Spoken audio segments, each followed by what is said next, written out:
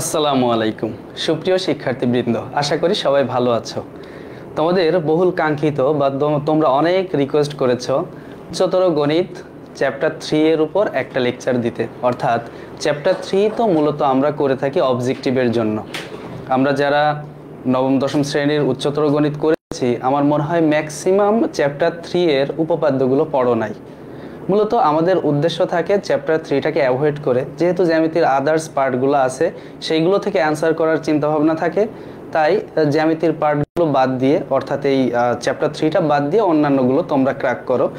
তো আমি মূলত এই লেকচারটা দিচ্ছি চ্যাপ্টার 3 এর এমসিকিউ কীভাবে তুমি ক্র্যাক করতে পারো, অর্থাৎ এটা মূলত এমসিকিউ এর জন্য। আশা করি তোমরা এই ফুল ক্লাসটা দেখবে এবং এটা বিশেষ করে ডেডিকেটেড ফর এসএসসি 25, অর্থাৎ যারা এসএসসি 25 পরীক্ষা দিচ্ছ যারা, তাদের জন্য আর কি।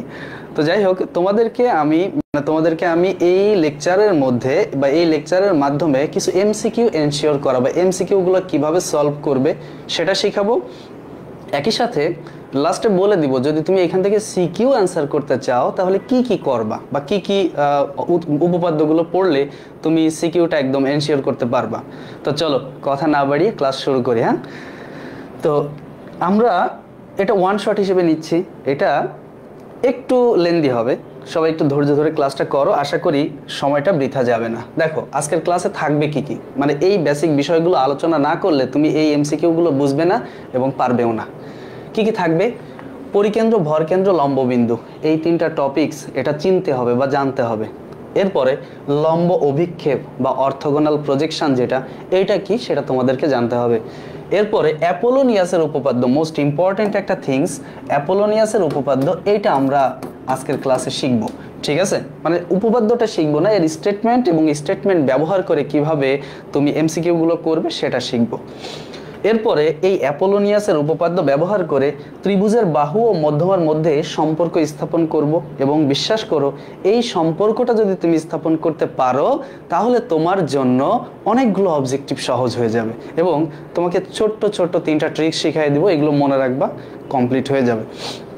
নেক্সট, নববিন্দু বৃত্ত এবং ত্রিভুজের পরিবৃত্ত, এই ব্যাপারটার মধ্যে কিছু রিলেশন আছে, একটা রিলেশন আছে, এই রিলেশনটা নিয়ে অনেক প্রশ্ন হয়, এই নববিন্দু বৃত্ত সম্পর্কে একটু আলোচনা করব।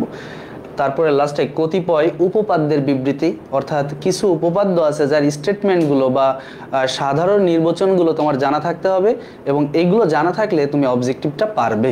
তো চলো শুরু করি। প্রথমত আমরা পরিকেন্দ্র, ভরকেন্দ্র, লম্ববিন্দু, এই 3টা জিনিস শিখব। সবার আগে আমি ভরকেন্দ্রটা চেনাবো তোমাদের। দেখো আমি একটা ত্রিভুজ আঁকি, আমি একটা ত্রিভুজ আঁকলাম, এই হচ্ছে একটা ত্রিভুজ। এখন তোমরা বলো তো দেখি, এই ত্রিভুজের বাহু কয়টা? এটা তো খুব সহজ কথা স্যার, এই ত্রিভুজের বাহু 3টা, নাম দিলাম এ, বি এবং সি। এই ত্রিভুজের বাহু 3টা, নাম হবে এ বি, বিসি এবং এসি। তো এই ত্রিভুজের বাহু যেহেতু 3টা, তাই এর কোণও 3টা, এর মধ্যমাও 3টা হবে। মধ্যমা জিনিসটা আবার কি? মধ্যমা হলো যে কোনো শীর্ষ থেকে, এই যে একটা শীর্ষ, এই শীর্ষ থেকে সামনের বিপরীত বাহু যেটা, অর্থাৎ এই শীর্ষের বিপরীত বাহু এইটা, আর ওই শীর্ষের বিপরীত বাহু এইটা, আর এই শীর্ষের বিপরীত বাহু ওইটা। তাহলে যদি শীর্ষগুলো থেকে তার বিপরীত বাহুর উপর বিপরীত বাহুর মধ্যবিন্দু যোগ করি, যে রেখাংশটা পাওয়া যাবে সেটাকে আমরা বলবো মধ্যমা। তাহলে মধ্যমা কাকে বলে? মধ্যমার সংজ্ঞাটা একটু আমি লিখে দেই আগে। মধ্যমার সংজ্ঞাটা হচ্ছে, মধ্যমা হচ্ছে ত্রিভুজের যে কোনো শীর্ষ থেকে বিপরীত বাহুর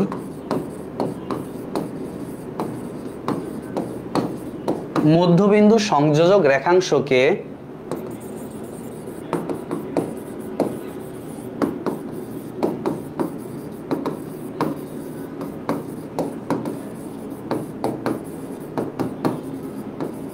মধ্যমা বলে।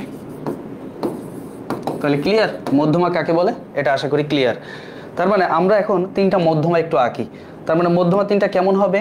ধরো এই শীর্ষ থেকে এই বাহুর মধ্যবিন্দু এখানে একটা যুক্ত করলাম, এবার এই শীর্ষ থেকে ওই বাহুর মধ্যবিন্দু ধরে এখানে আরেকটা যুক্ত করলাম, আর এই সি শীর্ষ থেকে এই বাহুর মধ্যবিন্দু যেটা সেইখানে আরেকটা যুক্ত করলাম। তার মানে এই যে তিনটা মধ্যমা, আমি যদি নাম দেই তিনটা মধ্যমার, এটার নাম দিলাম ধরো এডি মধ্যমা, এটার নাম দিলাম এডি মধ্যমা, এর পরেরটার নাম দিলাম বিই মধ্যমা, আর এই যে এইটার নাম দিলাম সিএফ মধ্যমা। তো এই তিনটা মধ্যমা একটা নির্দিষ্ট বিন্দুতে ছেদ করছে না, দেখো তো এই যে বিন্দুটা, এই বিন্দুটাকে বলা হয়, এই বিন্দুটাকে বলা হয় ভর কেন্দ্র। ভর কেন্দ্র। তাহলে ভর কেন্দ্র কাকে বলে? ভর কেন্দ্র হলো মধ্যমাগুলোর যোগফল বা মধ্যমাগুলোর ছেদ বিন্দুকে ভর কেন্দ্র বলে। তাহলে ভর কেন্দ্র কাকে বলে? ভর কেন্দ্র এটার সংজ্ঞা হলো ত্রিভুজের মধ্যমা তিনটির, ত্রিভুজের মধ্যমা তিনটির, মধ্যমা তিনটির ছেদ বিন্দুকে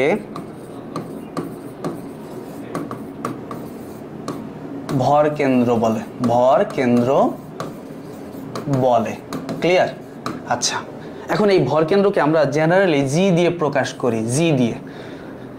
তাহলে ভর কেন্দ্রকে কি দিয়ে প্রকাশ করি? জি দিয়ে। এখন এই যে জি, এটা একটা বিশেষ রোল প্লে করে। কিরকম রোল প্লে করে?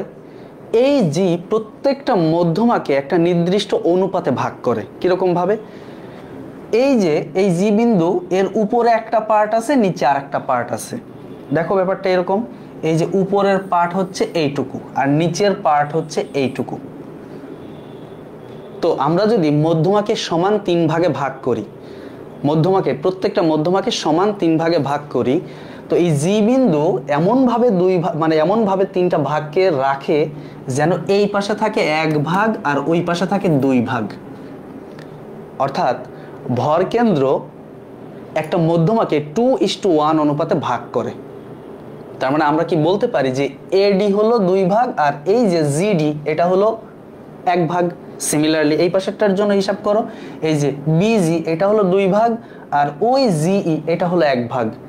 এটার জন্য হিসাব করো, সিজি এটা হলো 2 ভাগ আর ওই জিএফ এটা হলো 1 ভাগ। ঠিক আছে?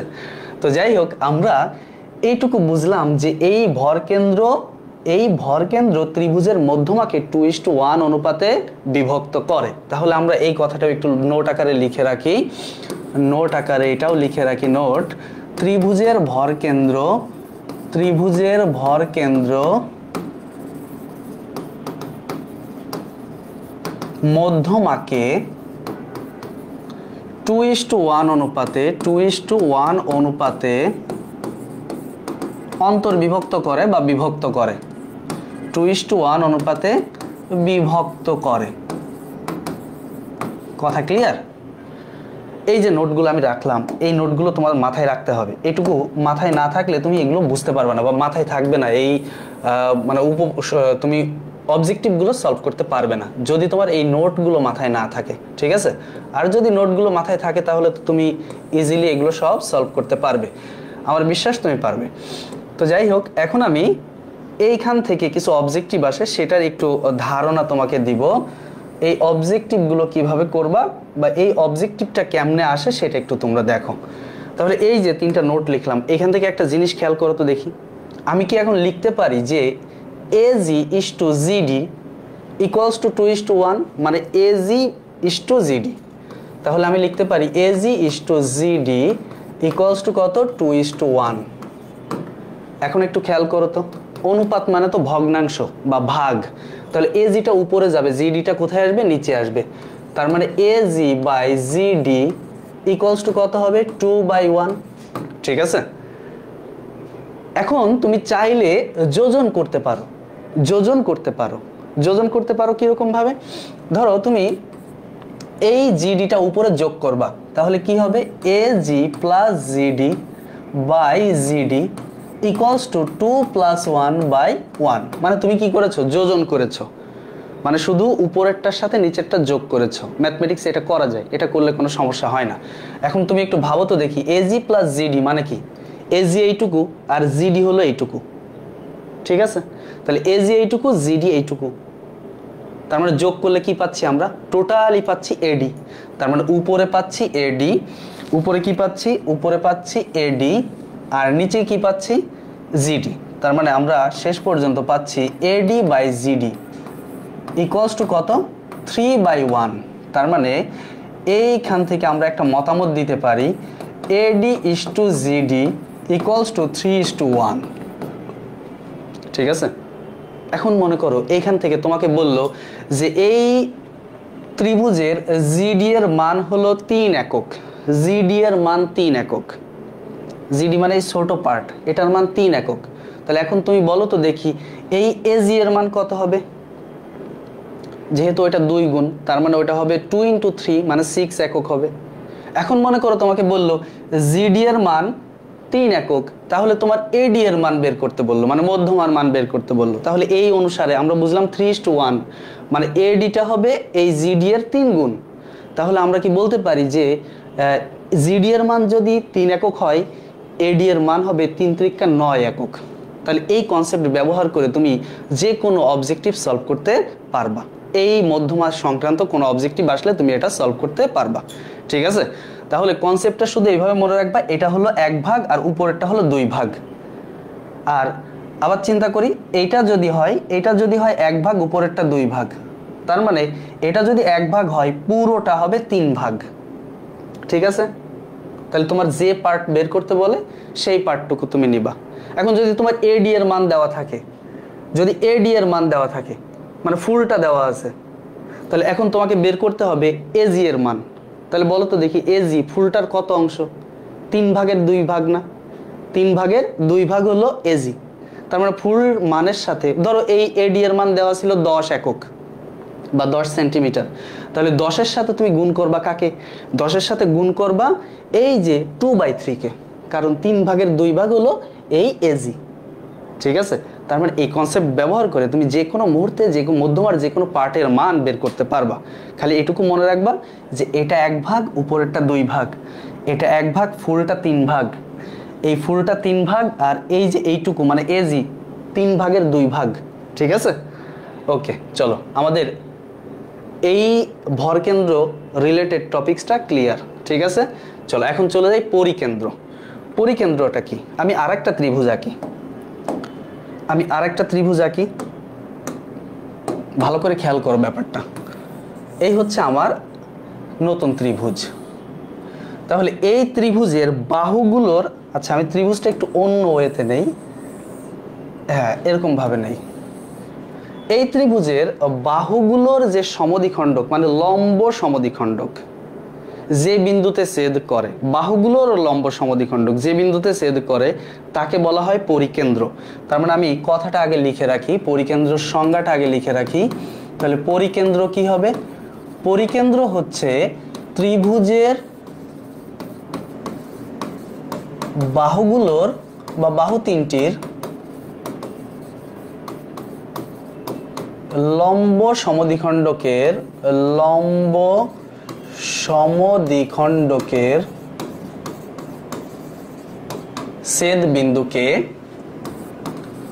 ছেদ বিন্দুকে পরিকেন্দ্র বলে। কিরকম একটু দেখো, এই যে লম্ব সমদ্বিখণ্ডক মানে হলো এই যে এই বাহুটার একটা মধ্যবিন্দু আছে না, এই যে ধরো এটা হলো সেই মধ্যবিন্দু। এখন এই বিন্দুতে আমি একটা লম্ব আঁকলাম, ঠিক আছে, বা লম্ব সমদ্বিখণ্ডক আঁকলাম। এটা তোমরা অনেকেই আঁকতে পারো, এই লম্ব সমদ্বিখণ্ডকটা অনেকেই আঁকতে পারো। কিরকম ভাবে আঁকো তোমরা, ওই যে এই মাথায় সেন্টার করো, হ্যাঁ এই মাথায় কেন্দ্র করে ওই পাশে একটা বৃত্তচাপ দাও, এই পাশে একটা দাও, এইখানে কেন্দ্র করে এই পাশে আরেকটা দাও, এই পাশে আরেকটা দাও। এবার যদি যোগ করে দাও তাহলে কি হয়ে যায়, লম্ব সমদ্বিখণ্ডক হয়ে যায়। তার মানে আমি এই লম্ব সমদ্বিখণ্ডকটাই মূলত এঁকেছি এইখানে। তাহলে এই লম্ব সমদ্বিখণ্ডক এইটা একটা, সিমিলারলি আরেকটা বাহুর জন্য আরেকটা লম্ব সমদ্বিখণ্ডক আঁকি। ধরো এই পাশের বাহুটার জন্য আরেকটা লম্ব সমদ্বিখণ্ডক আঁকলাম আমি, মানে মধ্যবিন্দু দিয়ে একটা লম্ব আঁকলাম। তাহলে এই যে লম্ব সমদ্বিখণ্ডক দুইটা যেখানে ছেদ করছে 3 নম্বরটাও সেখানেই ছেদ করবে। তো এই যে লম্ব সমদ্বিখণ্ডক দুইটার ছেদ বিন্দু যেটা, এটাকে বলা হয় পরিকেন্দ্র। কি বলা হয়, পরিকেন্দ্র। ঠিক আছে, এবং আমি যদি ওই পাশের বাহুটার লম্ব সমদ্বিখণ্ডক আঁকি সেটা অবশ্যই এই বিন্দু দিয়েই যাবে, অর্থাৎ সেটা এরকম হবে। ঠিক আছে, লম্ব সমদ্বিখণ্ডকগুলো যে বিন্দুতে ছেদ করে তাকে বলা হয় পরিকেন্দ্র। এটা একটা নোট তোমরা রাখতে পারো, অবজেক্টিভের জন্য এটা খুব ইম্পর্টেন্ট। যদি এটা সূক্ষ্মকোণী ত্রিভুজ হয়, পরিকেন্দ্রটা হয় মাঝখানে, অর্থাৎ ত্রিভুজের মাঝে। একটু লিখে রাখি নোটটা হচ্ছে এরকম। নোটটা কি, যদি নোট এরকম যে সূক্ষ্মকোণী ত্রিভুজে পরিকেন্দ্র ত্রিভুজের ভেতরে হয়, ত্রিভুজের ভেতরে হয়। স্থূলকোণী ত্রিভুজের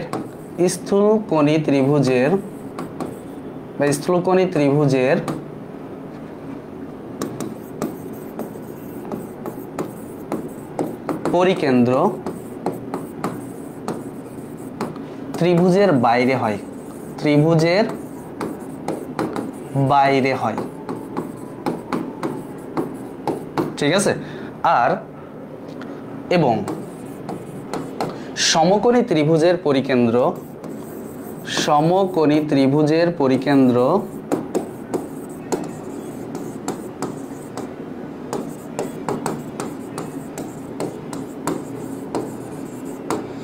অতিভুজের উপর হয়, উপর মধ্যবিন্দুতে হয়, তাও মধ্যবিন্দুতে হয়। এই কথাগুলো মনে রাখবে, এগুলো অবজেক্টিভে আসতে পারে। তাহলে সমকোণী ত্রিভুজের ক্ষেত্রে যদি একটা সমকোণী ত্রিভুজ আঁকি, ধরো এই হচ্ছে একটা সমকোণী ত্রিভুজ, মনে কর এই একটা সমকোণী ত্রিভুজ, এর জন্য যে পরিকেন্দ্রটা আমরা পাবো সেই পরিকেন্দ্রটা হবে এই যে অতিভুজটার মাঝখানে, এই মধ্যবিন্দুতে। ঠিক আছে। আর যদি স্থূলকোণী ত্রিভুজ হয়, স্থূলকোণী ত্রিভুজের ক্ষেত্রে স্থূলকোণী ত্রিভুজটা এখানে নাই, সিস্টেম করা যাচ্ছে না। আচ্ছা, স্থূলকোণী ত্রিভুজের ক্ষেত্রে হবে এটা বাইরে। আমি স্থূলকোণী ত্রিভুজটা এমনি দেখাচ্ছি। ধরো এই হচ্ছে একটা স্থূলকোণী ত্রিভুজ,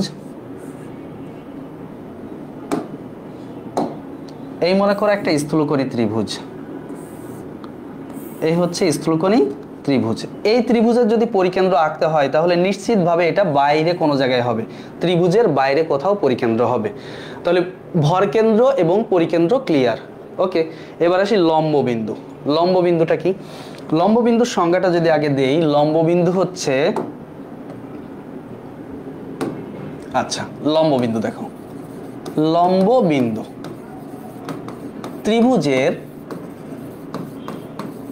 ত্রিভুজের যে কোনো শীর্ষ থেকে বা শীর্ষগুলো থেকে, ত্রিভুজের শীর্ষবিন্দুগুলো থেকে বিপরীত বাহুর উপর অঙ্কিত লম্ব তিনটির, বিপরীত বাহু তিনটির উপর অঙ্কিত লম্ব তিনটির ছেদবিন্দুকে বাহু তিনটির উপর অঙ্কিত লম্ব তিনটির ছেদবিন্দুকে, আমি তোমাদের লাস্টে কিছু অবজেক্টিভ সলভ করে দিব। ছেদবিন্দুকে কি বলা হয়? ছেদবিন্দুকে লম্ববিন্দু বলে।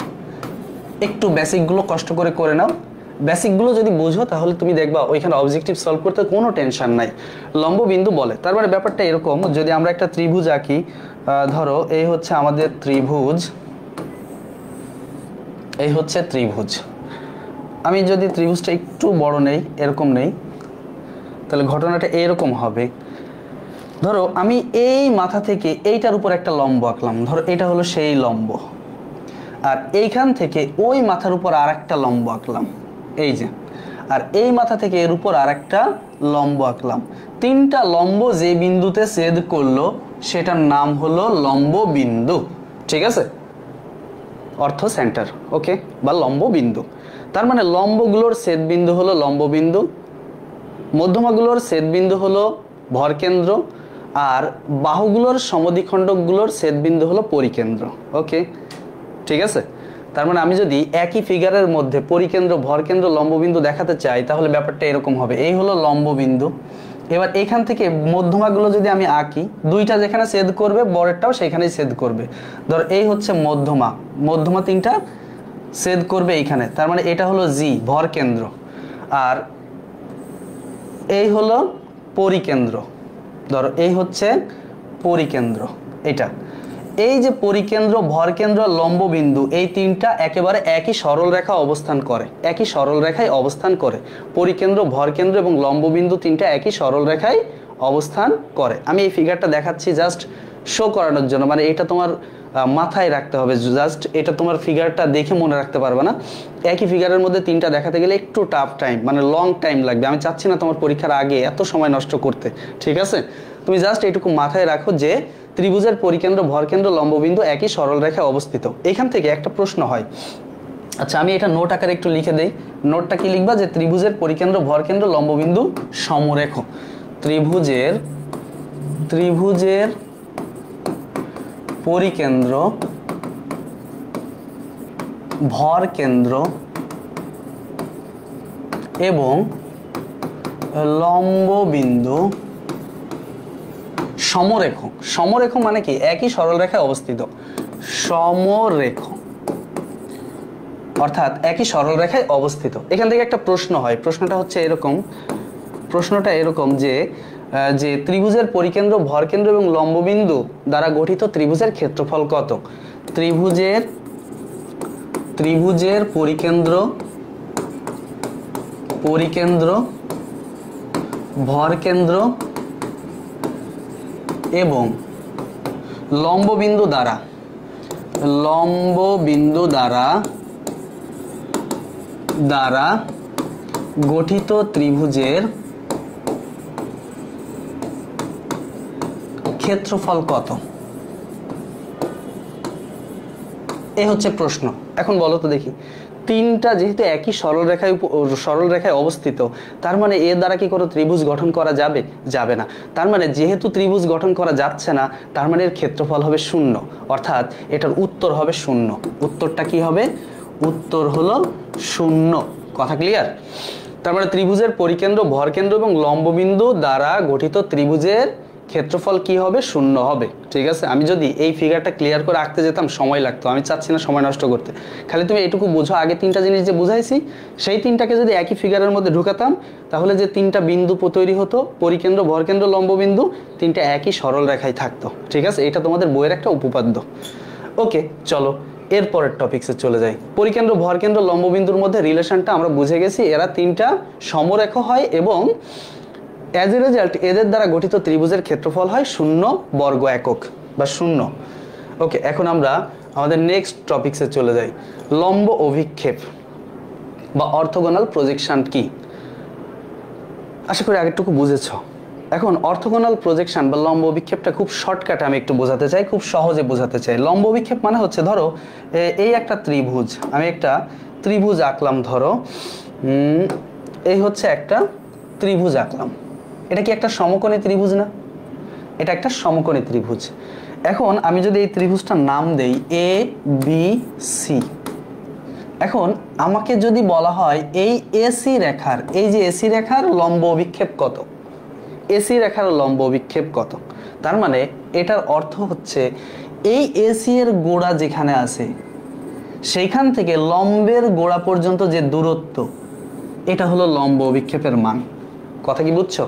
তার মানে আমি যদি জিজ্ঞাসা করি এসি রেখার লম্ব অভিক্ষেপ কত, তাহলে তুমি বলবা সেটার মান হচ্ছে বিসি। এসি রেখার লম্ব অভিক্ষেপ হচ্ছে বিসি। কিন্তু আমি যদি মানে আরো একটা এর মাঝখান দিয়ে দাগ দেই, ধরো এরকম বললাম, আর একটা দাগ ধরো এইভাবে দিলাম, এই হচ্ছে আর একটা, ধরো এটার নাম দিলাম এডি, এটার নাম কি দিলাম? এডি দিলাম।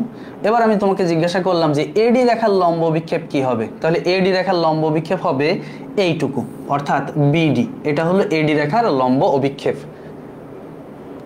তার মানে এই গোড়ার বিন্দু যত লম্বের গোড়ার বিন্দুর ক্লোজ হচ্ছে, দ্যাট মিন্স লম্ব অভিক্ষেপের মান তত ছোট হচ্ছে।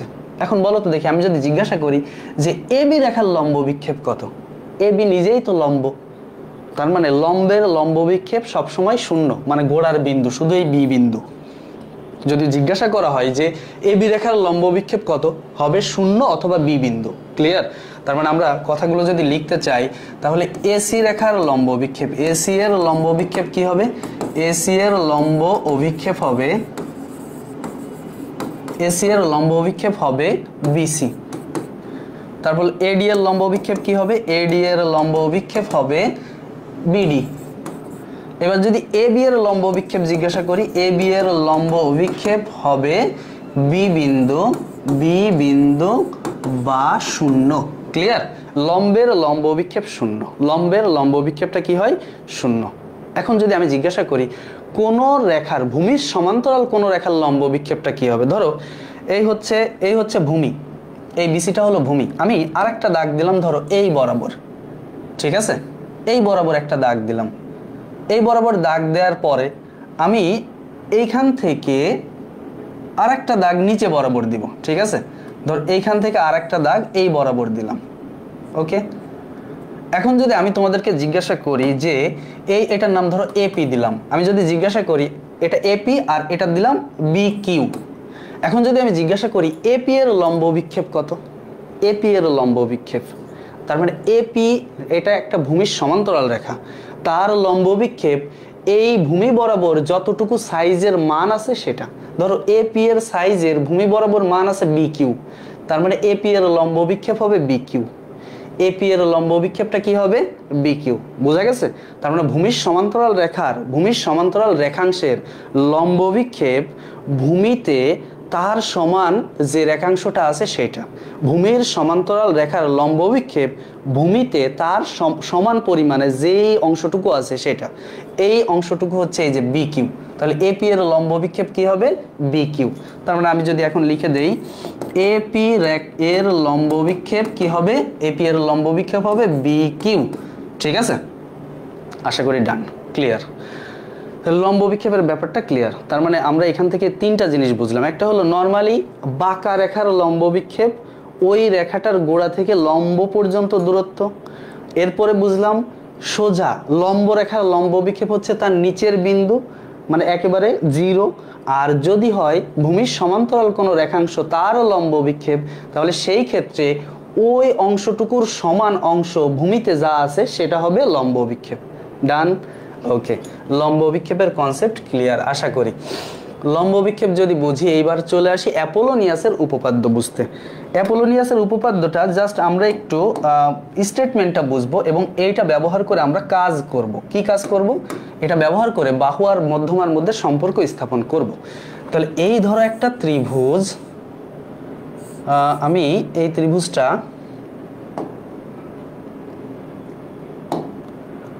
আচ্ছা আমরা এখানে সূক্ষ্মকোণী ত্রিভুজ নিয়েই করতে পারবো, কোনো সমস্যা নাই। তাহলে মনে করো এই হচ্ছে একটা ত্রিভুজ, ঠিক আছে। তাহলে গুরু অ্যাপোলোনিয়াস যা বলছে, এই ত্রিভুজের নাম যদি এবিসি দেই, আর এ থেকে বিসি এর মধ্যবিন্দু ধরো এডি, আমি নাম দিলাম এডি। এ থেকে বিসি এর মধ্যবিন্দু যোগ করলাম এবং নাম দিলাম এডি। এটা হলো বিসি এর মধ্যবিন্দু এডি। ওকে, ঠিক আছে। আচ্ছা, এখন গুরু অ্যাপোলোনিয়াস যা বলছে, তার স্টেটমেন্ট যা বলছে সেটা হলো এই যে এই মধ্যমার দুই পাশে যে দুই বাহু আছে না, এই দুই পাশের দুই বাহুর বর্গের সমষ্টি, অর্থাৎ A B square plus AC square সমান হবে 2 ইন্টু এই মধ্যমার স্কোয়ার অর্থাৎ এডি স্কোয়ার, আর এই মধ্যমা যে দুইটা ভাগে ভাগ করছে নিচের বাহুটাকে অর্থাৎ বিডি আর সিডি, এদের দুইটার যে কোনো একটার স্কোয়ার। তুমি বিডি স্কোয়ারও লিখতে পারো, সিডি স্কোয়ারও লিখতে পারো। তাহলে আমি লিখলাম এখান থেকে লিখলাম বিডি স্কোয়ার। তাহলে আবার ভালো করে খেয়াল করো অ্যাপোলোনিয়াস কি বলছে, আমি জাস্ট স্টেটমেন্টটা বোঝাচ্ছি, উপপাদ্য কিন্তু এখন বোঝাচ্ছি না। এই যে ত্রিভুজ এবিসি, তার একটা মধ্যমা হলো এডি। তাহলে এখন তুমি খুঁজবা মধ্যমা যেটা, তার দুই পাশের দুইটা বাহু খুঁজে বের করবা। তাহলে এই এডি মধ্যমার দুই পাশের দুই বাহু আছে এসি আর এবি, তার মানে AB square plus AC square সমান 2 ইন্টু এই যে মধ্যমা তার স্কোয়ার যোগ এই মধ্যমা নিচের যে বাহুটা ছিল তাকে সমান দুই খণ্ডে ভাগ করছে, তার মধ্যে একটার স্কোয়ার, হয় সিডি স্কোয়ার না হয় বিডি স্কোয়ার। তাহলে এখন যদি আমি তোমাদেরকে জিজ্ঞাসা করি আরেকটা মধ্যমা যদি আমি দেই, ধরো আমি সিএফ মধ্যমা দিলাম, সিএফ মধ্যমা অর্থাৎ এখান থেকে আমি সি থেকে আরেকটা মধ্যমা আঁকলাম সিএফ মধ্যমা। তাহলে বলো তো দেখি, একটু আমার সাথে সাথে চিন্তা করো তো দেখি, এই সিএফ মধ্যমার জন্য অ্যাপোলোনিয়াস অ্যাপ্লাই করলে কি হবে, একটু ফিল করো। এই যে সিএফ, তার দুই পাশের দুই বাহু আছে, এইটা একটা আর এইটা একটা, তার মানে সিএফ মধ্যমার জন্য আমরা কি লিখতে পারবো বলো তো, AC square plus BC square.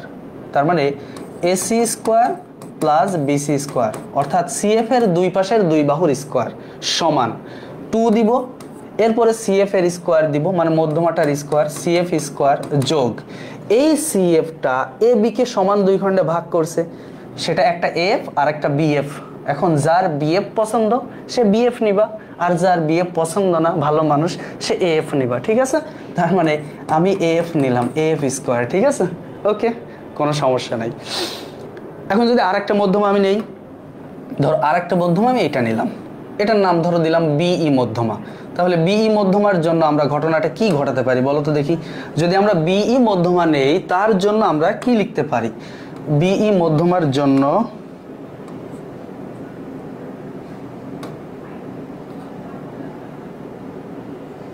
Okay, BE মধ্যমার জন্য আমরা কি লিখতে পারি, এটার নাম দিলাম ই। তাহলে বলো বিই এর দুই পাশে দুই বাহুটা কি কি আছে, একটা আছে এবি আর একটা আছে বিসি। তার মানে AB square plus BC square সমান কি হতো 2 ইন্টু এই বিই স্কোয়ার প্লাস বিইটা যে সমান দুই খণ্ডে ভাগ করছে এই এবং সিই, যে কোনো একটার স্কোয়ার। তো ধরো আমি এই স্কোয়ার নিলাম। ওকে, এই হচ্ছে অ্যাপোলোনিয়াসের উপপাদ্য। অ্যাপোলোনিয়াসের স্টেটমেন্টটা তুমি যদি বোঝো তাহলে তোমার জন্য ভবিষ্যৎটা উজ্জ্বল, মানে তুমি এর পরের সব পার্ট ক্লিয়ারলি বুঝতে পারবা। তো স্টেটমেন্ট ছিল এই কয়টা। তো আমরা এখন পরের পার্টে চলে যাচ্ছি। অ্যাপোলোনিয়াসের উপপাদ্য ক্লিয়ার, এবার ত্রিভুজের বাহু আর মধ্যমার মধ্যে সম্পর্ক স্থাপন করতে চাচ্ছি। ঠিক আছে, তো আমি আরেকটা ত্রিভুজ আঁকবো, এইটা মোস্ট ইম্পর্টেন্ট পার্ট, ত্রিভুজের বাহু আর মধ্যমার মধ্যে সম্পর্ক স্থাপন। আমি এইখানে এসে আরেকটা ত্রিভুজ আঁকবো, ধরো এই হচ্ছে সেই ত্রিভুজটা। ঠিক আছে, ওকে, এখন আমি এর তিনটা নাম দিব, বাহুর তিনটা নাম দিব, এর যে তিনটা বাহু তার তিনটা নাম দিব। আগে ত্রিভুজের নাম দিলাম এ বি সি। এ কোণের বিপরীত বাহুর নাম দিলাম এ, বি কোণের বিপরীত বাহুর নাম দিলাম স্মল বি, সি কোণের বিপরীত বাহুর নাম দিলাম স্মল সি। জাস্ট শর্ট নাম দিলাম, শর্ট নেমিং করলাম। ঠিক আছে, আমি পুরো এ বি না বলে এখন আমি বলতে পারবো সি, আমি পুরো বিসি না বলে বলতে পারবো এ, আমি পুরো এসি না বলে বলতে পারবো বি। ঠিক আছে, আচ্ছা, এখন আমি কি করব, এই এ থেকে বিসি এর উপর একটা মধ্যমা আঁকি। এ থেকে বিসি এর উপর যে মধ্যমাটা আঁকলাম সেটার নাম দিলাম ধরো ডি। এ থেকে বিসি এর উপর যে মধ্যমা আঁকলাম তার নাম দিলাম কি, তার নাম দিলাম ডি, শর্ট নেম দিলাম ডি। আর এখানে চাইলে নাম এডি দিতে পারো, বড় নাম এডি দিতে পারো, কোনো সমস্যা নাই। আচ্ছা, এখানে নামটা দিলাম কি, এই মাথার নামটা দিলাম ডি, ক্যাপিটাল ডি। তার মানে এই বি সি পুরোটার মান ছিল স্মল এ, আর এই যে বিন্দুটা এটার নাম হচ্ছে ডি।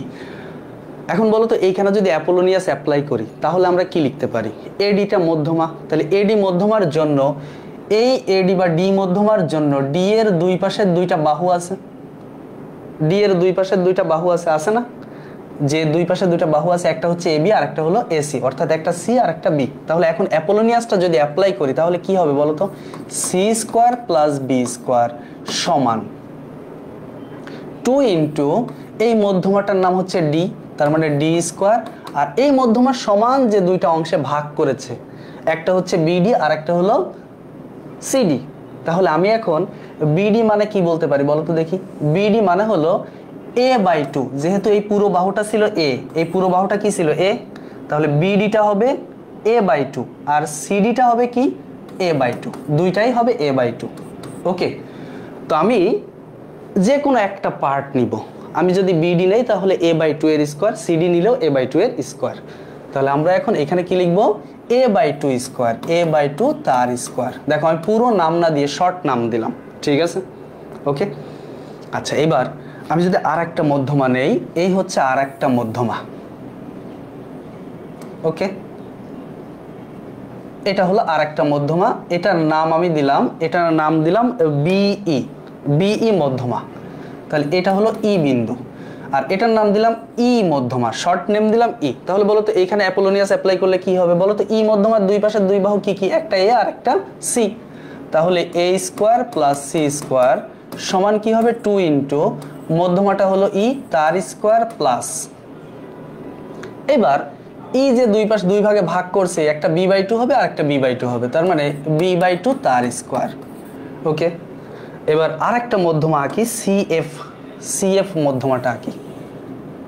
ঠিক আছে, এই হলো সিএফ মধ্যমা। তো সিএফ মধ্যমা যদি আমরা আঁকি, এটার নাম এফ দিব, এটার নাম দিব কি? এফ। তাহলে এই মধ্যমাটার নাম হচ্ছে এফ, আর এটা পুরোটা দিলাম স্মল এফ। ওকে, তাহলে সেই ক্ষেত্রে আমরা কি লিখতে পারি? এই এফ মধ্যমার দুই পাশের দুই বাহু কি কি? একটা এ আর একটা বি, তার মানে আমরা লিখতে পারবো A square plus B square সমান 2 ইন্টু মধ্যমা হলো F, F square plus F মধ্যমাস এই যে এ বি বাহু অর্থাৎ সি কে সমান দুই ভাগে ভাগ করছে, তার মানে c/2 তার স্কোয়ার। বলো এই পর্যন্ত আশা করি ক্লিয়ার কিনা? ক্লিয়ার কিনা বলো? আশা করি ক্লিয়ার। এবার আমরা এই তিনটা যোগ করে দেই, তিনটা যদি আমরা এখন যোগ করি তাহলে ঘটনা কি হয় সেটা একটু দেখো। আমি এখন এই তিনটা যোগ করতে যাচ্ছি, তাহলে এ স্কোয়ার দেখো তো দুইটা আছে কিনা? এই যে একটা একটা, মানে মোট মিলে কত এ স্কোয়ার হবে? 2a square plus B square কয়টা আছে? একটা দুইটা, তাহলে 2b স্কোয়ার।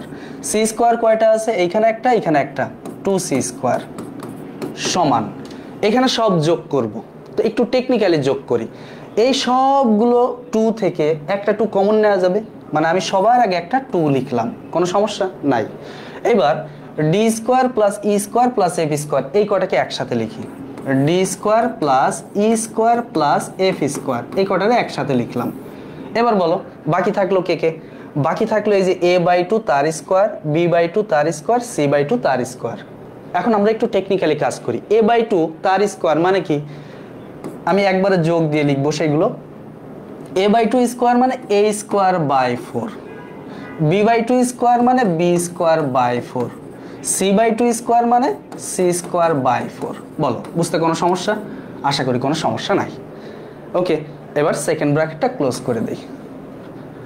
এখন আমি এইগুলো সব মধ্যমা আলাদা করে ফেলছি, এইগুলো সব বাহু আর এইগুলো সব বাহু, মানে আমরা তো এ বি সি কে বাহু ধরছিলাম আর ডি ই এফ কে কি ধরছিলাম? মধ্যমা ধরছিলাম। আমরা এখন এক সাইডে বাহু নিব আর এক সাইডে মধ্যমা নিব, তার মানে আমাকে এখন এই পাশে যে 2 আছে সেই 2 এর সাথে এই 2টাকে উড়াতে হবে। তার মানে আমি এই পাশে 2 কমন নিব, সেই 2 এর সাথে এই 2 কে ভ্যানিশ করে দিব, কোনো সমস্যা নাই। থাকলো কি? A square plus B square plus C square, আর ওই পাশে থাকলো কি? ওই পাশে থাকলো D square plus E square plus F square. ঠিক আছে না? ওকে, আর এইখানে থাকবে কি? এইখানে থাকবে a square by 4 plus B square by 4 plus C square by 4। এখন আমি ওই a square by 4 B square by 4 C square by 4 সবগুলোর বাম পাশে নিয়ে চলে আসি, তাহলে থাকবে কি ঘটনাক্রমে? ঘটনাক্রমে এখানে সেকেন্ড ব্র্যাকেট আসলে আননেসেসারি, না দিলেও চলবে। এখন ওইগুলোর সব বাম পাশে নিয়ে আসি। বাম পাশে নিয়ে আসলে কি হবে? বাম পাশে নিয়ে আসলে এই পাশে তো a square plus B square plus C square আছেই, এবার ওই পাশ থেকে যখন a স্কোয়ার বাই 4 বামে আসবে মাইনাস a স্কোয়ার বাই 4 হবে, বি স্কোয়ার বাই 4ও বামে আসলে মাইনাস বি স্কোয়ার বাই 4 হবে, সি স্কোয়ার বাই 4 বামে আসলে মাইনাস সি স্কোয়ার বাই 4 হবে। এখন রাইট সাইডে কি থাকলো? এই যে D square plus E square plus F square. ওকে, এখন দেখো এখানে একটু লসাগু করি, এখানে একটু লসাগু করব, লসাগুটা হবে 4, তাহলে থাকবে 4a square plus 4b square plus 4c square minus a square minus b square minus c square, আর ওই পাশে আছে কি? D square plus E square plus F square. ঠিক আছে, এখন আমি উপরে হিসাব করলে পাচ্ছি 4টা a স্কোয়ার থেকে একটা a স্কোয়ার বাদ গেলে 3a স্কোয়ার, 4টা b স্কোয়ার থেকে একটা বাদ গেলে 3b square, similarly 3c square, আর নিচে যে 4 ছিল সেটার আমি ওই পাশে নিয়ে গুণ করে দেব। তাহলে এখন কি থাকবে? 3a square plus 3b square plus 3c square সমান 4 ইন্টু, এই 4 কোথা থেকে আসলে এই পাশ থেকে ওই পাশে গুণ হলো, 4 into D square plus E square plus F square. ওকে, এখন পরের স্লাইডে চলে যাই। এইখান থেকে 3টা কমন নেই, তাহলে 3টা যদি কমন নেই ঘটনা কি ঘটে দেখো তো। 3 কমন নিলে হয় a square plus B square plus C square into equals to 4 into D square plus E square plus F square. এই যে লাইনটুকু আমি তৈরি করলাম এটা হলো আমার কি লাইন, এইটা ব্যবহার করে আমি বহু জিনিস করব এইটুকুর মাধ্যমে। এটা হলো আমার কি পার্ট। এই পার্টটুকু দিয়ে আমি যে কত কিছু করব তোমরা একটু পরেই বুঝে যাবা যে এত কিছু এখান থেকে তৈরি করা সম্ভব স্যার।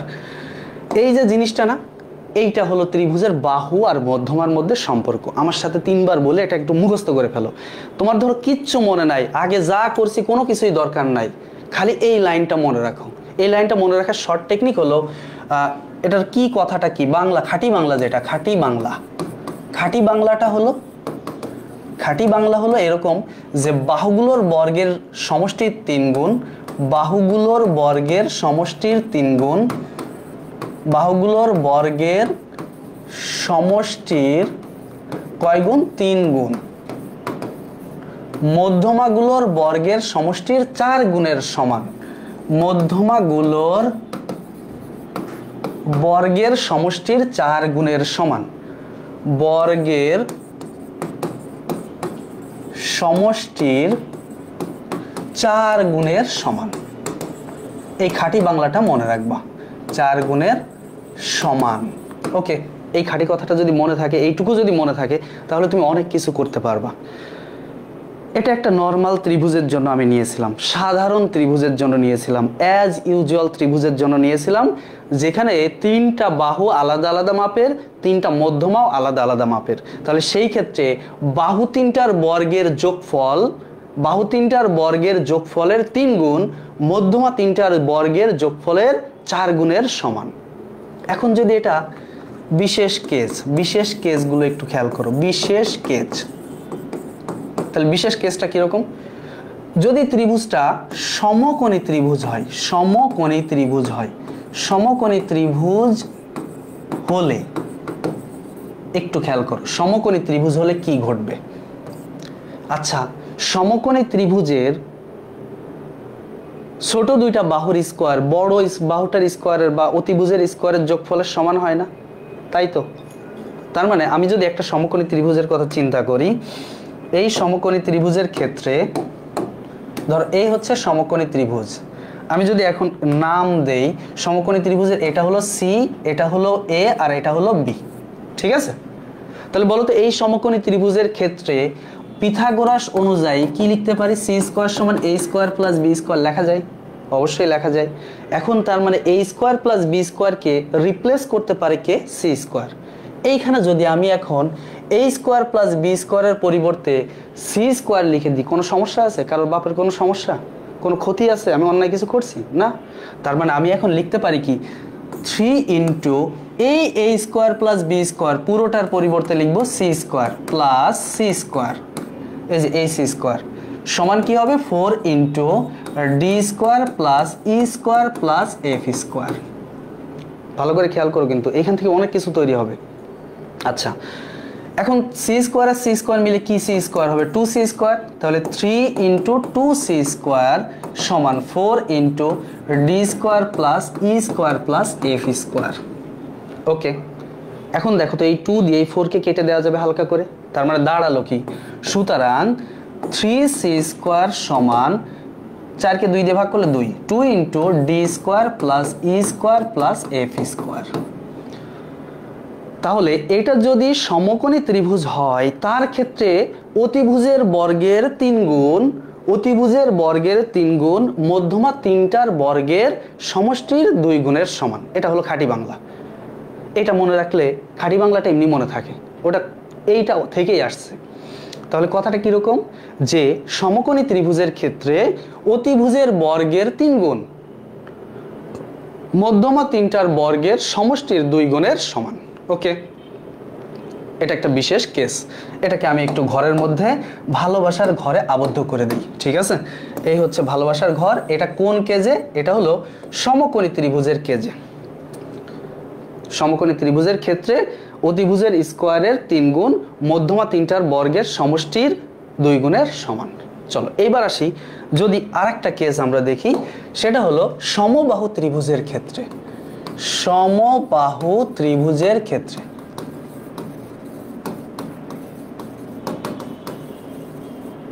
ক্লিয়ার?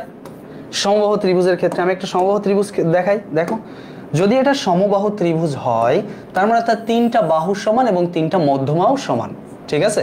ধরো এই হচ্ছে একটা সমবাহু ত্রিভুজ, সেই ক্ষেত্রে এই বাহুটাও এ, এই বাহুটাও এ, এই বাহুটাও এ, 3টা বাহুই সেম মাপের। আবার 3টা যে মধ্যমা হবে, এই মধ্যমা এটাও ডি, আবার এই মধ্যমাও ডি, আবার এই মধ্যমাও ডি, সব মধ্যমাই সমান, একই মাপের। তাহলে সেই ক্ষেত্রে ঘটনা কি ঘটবে একটু ফিল করো। আমাদের যে মেন ফর্মুলা ছিল সেটা ছিল এরকম, 3a² plus b² plus c² সমান 4 into d² plus e² plus f²। ওকে, এখন আমি যদি এখন সব b² c² এর পরিবর্তে a² লিখি, কোনো সমস্যা? কারণ সব তো সমান। তার মানে আমি এখন লিখতে পারি 3 into a² plus a² plus a²। এখানে লিখতে পারি 4 ইন্টু সব ডি, সব মধ্যমা সেম মাপের, তাই সব ডি লিখি, d² plus d² plus d²। এখন থাকলো কি দেখো তো, এখন আলটিমেটলি পাচ্ছি কি, এইটা 3টা a², তাহলে 3 ইন্টু 3a² সমান 4 ইন্টু 3d²। এখন 3 আর 3 হালকা করে উড়ায় দাও, দুই পাশে 3 3 যদি উড়ে যায় তাহলে থাকে কি বলো তো দেখি, 3a3 থাকলো, 3a² সমান 4d²। ভালো করে খেয়াল করো।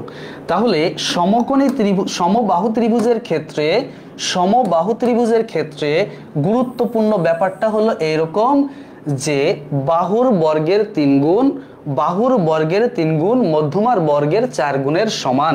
খাঁটি বাংলাটা একটু লিখে দেই, সমবাহু ত্রিভুজের ক্ষেত্রে বাহুর বর্গের 3 গুণ, বাহুর বর্গের 3 গুণ মধ্যমার বর্গের 4 গুণের সমান। ক্লিয়ার? এখান থেকে দেখো সমবাহু ত্রিভুজের বাহু আর মধ্যমার মধ্যে একটা কড়া রিলেশন তৈরি করে দিচ্ছি। কিরকম ভাবে দেখো, এইখান থেকে যদি আমি এর মানটা বের করতে চাই তাহলে 3 কে ওই পাশে পাঠাবো। দেখো এখান থেকে কি লেখা যায়, এটাকে ধরো আমি 1 দিলাম, এটাকে আমি 1 দিলাম, তাহলে 1 থেকে দেখো আমি দুইটা জিনিস বের করতে পারি। তাহলে 1 এমপ্লাইজ দ্যাট a² সমান কি লেখা যায়, 4/3d²। এবার a সমান কি হবে বলো তো দেখি, a সমান স্কোয়ার বাদ গেছে, তার মানে ওই পাশে রুট হবে, তাহলে a সমান হবে √4/3d²। তার মানে আলটিমেটলি পাচ্ছি কত, 4 এর রুট করলে পাচ্ছি 2, 3 এর রুট করা যায় না, তাই নিচেই √3 দিলাম, আর d² এর রুট করলে d পাচ্ছি। ওকে, তাহলে এখন দেখো সমবাহু ত্রিভুজের মধ্যে ক্ষেত্রে বাহু আর মধ্যমার মধ্যে একটা সম্পর্ক তৈরি হয়ে গেছে। বাহু সমান মধ্যমার 2/√3 গুণ সমবাহু ত্রিভুজের ক্ষেত্রে। তার মানে আমরা একটু এখানে ফ্রেশ করে লিখি, সুতরাং আমরা কি পেলাম সর্বশেষ, a সমান পেলাম আমরা 2/√3 ইন্টু ডি। কি পাচ্ছি আমরা, 2/√3 ইন্টু ডি বা 2/√3d। সহজ কথা, এটাকে আমরা একটু ভালোবাসার ঘরে আবদ্ধ করি। এটা কার ক্ষেত্রে, সমবাহু ত্রিভুজের ক্ষেত্রে। এখন মনে করো পরীক্ষার প্রশ্নে আসছে, অবজেক্টিভে আসছে যে সমবাহু ত্রিভুজের মধ্যমা 3 সেন্টিমিটার, মধ্যমা কয় সেন্টিমিটার, 3 সেন্টিমিটার, বাহুর দৈর্ঘ্য কত, বা বাহুর দৈর্ঘ্য চেয়েছে, মধ্যমা কত, বাহুর দৈর্ঘ্য দেওয়া আছে, মধ্যমা কত। সহজে বের করা যাবে না এই কনসেপ্ট দিয়ে, এইটা দিয়ে। দেখো তুমি চাইলে এখান থেকে ডি এর মানও বের করতে পারো, কেমনে, সুতরাং ডি সমান কি হবে বলো তো দেখি, সুতরাং ডি সমান হবে এই যে 2/√3, সেটা এই পাশে এসে উল্টে যাবে, তাহলে ডি সমান হবে √3/2a। এই যে আমি দুইটার কথা বলছিলাম, সেই দুইটার একটা উপরে আর একটা এই যে, ঠিক আছে না কাহিনী? ওকে, এই দুইটা কি কথা এটা মনে রাখতে হবে, কি টপিকস এটা, এটা অবজেক্টিভের জন্য খুব কাজে লাগবে। তাহলে আমার সাথে 3 বার বলে বলে একটু মুখস্থ করে ফেলো, a সমান 2/√3d, বা d সমান হলো √3/2a। ক্লিয়ার? ওকে, চলো এখন আমরা সমবাহু ত্রিভুজের মধ্যমা বাহুর মধ্যে সম্পর্ক স্থাপন করে ফেললাম। তাহলে ত্রিভুজের বাহু আর মধ্যমার মধ্যে সম্পর্ক স্থাপন শেষ, ডান। এবার আসি নববিন্দু বৃত্ত। এখন নববিন্দু, এই নববিন্দু মানে নব মানে 9 আর বিন্দু তো বোঝোই, তাহলে নববিন্দু মানে 9টা বিন্দু। আর এই 9টা বিন্দু দিয়ে যে বৃত্তটা যায় সেটাকে বলা হয় নববিন্দু বৃত্ত। এখন এই 9টা বিন্দু কি স্যার? কোন 9টা বিন্দুর কথা বলা হচ্ছে স্যার? 9টা বিন্দু হলো একটা ত্রিভুজের মধ্যমা তিনটার, মানে ত্রিভুজের বাহুগুলোর মধ্যবিন্দু তিনটা। এই হলো 3টা বিন্দু। আমি একটু একটা ত্রিভুজ আঁকি, তারপরে তোমাদেরকে এই বিন্দুগুলো দেখাই। ধরো এই হচ্ছে একটা ত্রিভুজ, ঠিক আছে? এই ত্রিভুজের বাহুর 3টা মধ্যবিন্দু আছে না? এই যে একটা মধ্যবিন্দু, এই যে আরেকটা মধ্যবিন্দু, এই যে আরেকটা মধ্যবিন্দু, এই 3টা বিন্দু, অর্থাৎ নববিন্দুর মধ্যে 3টা বিন্দু আমরা পেয়ে গেছি। কি? ত্রিভুজের বাহু 3টির মধ্যবিন্দু ত্রয়, ঠিক আছে? এইবার আমি যদি বিপরীত বাহুগুলো থেকে এই মানে শীর্ষগুলো থেকে বিপরীত বাহুগুলোর উপর লম্ব আঁকি, তো লম্বগুলোর একটা পাদবিন্দু তৈরি হবে না? ধরো আমি মনে করো এই শীর্ষ থেকে এর উপর একটা লম্ব আঁকলাম, ঠিক আছে? ঠিক আছে, আচ্ছা এটা একটু মনে রাখবা, সমবাহু ত্রিভুজ হয়ে গেলে কিন্তু আবার লম্ব বিন্দু আর এই যে এই মধ্যবিন্দু সেম হয়ে যাবে, মানে এই বিন্দুটা লম্বের পাদবিন্দু আর মধ্যবিন্দু সেম হয়ে যাবে। তোমরা চেষ্টা করবে এটা করার জন্য বা এটা বোঝার জন্য একটা বিষমবাহু ত্রিভুজ আঁকার জন্য, ঠিক আছে? তো আমি একটু সেই কাজটাই করি, বিষমবাহু ত্রিভুজটাই আঁকি, ঠিক আছে? তাহলে এখন আমরা একটা বিষমবাহু ত্রিভুজ আঁকবো। তার মানে আমি ফার্স্টে একটা ভূমি আঁকি, ওকে? এরপরে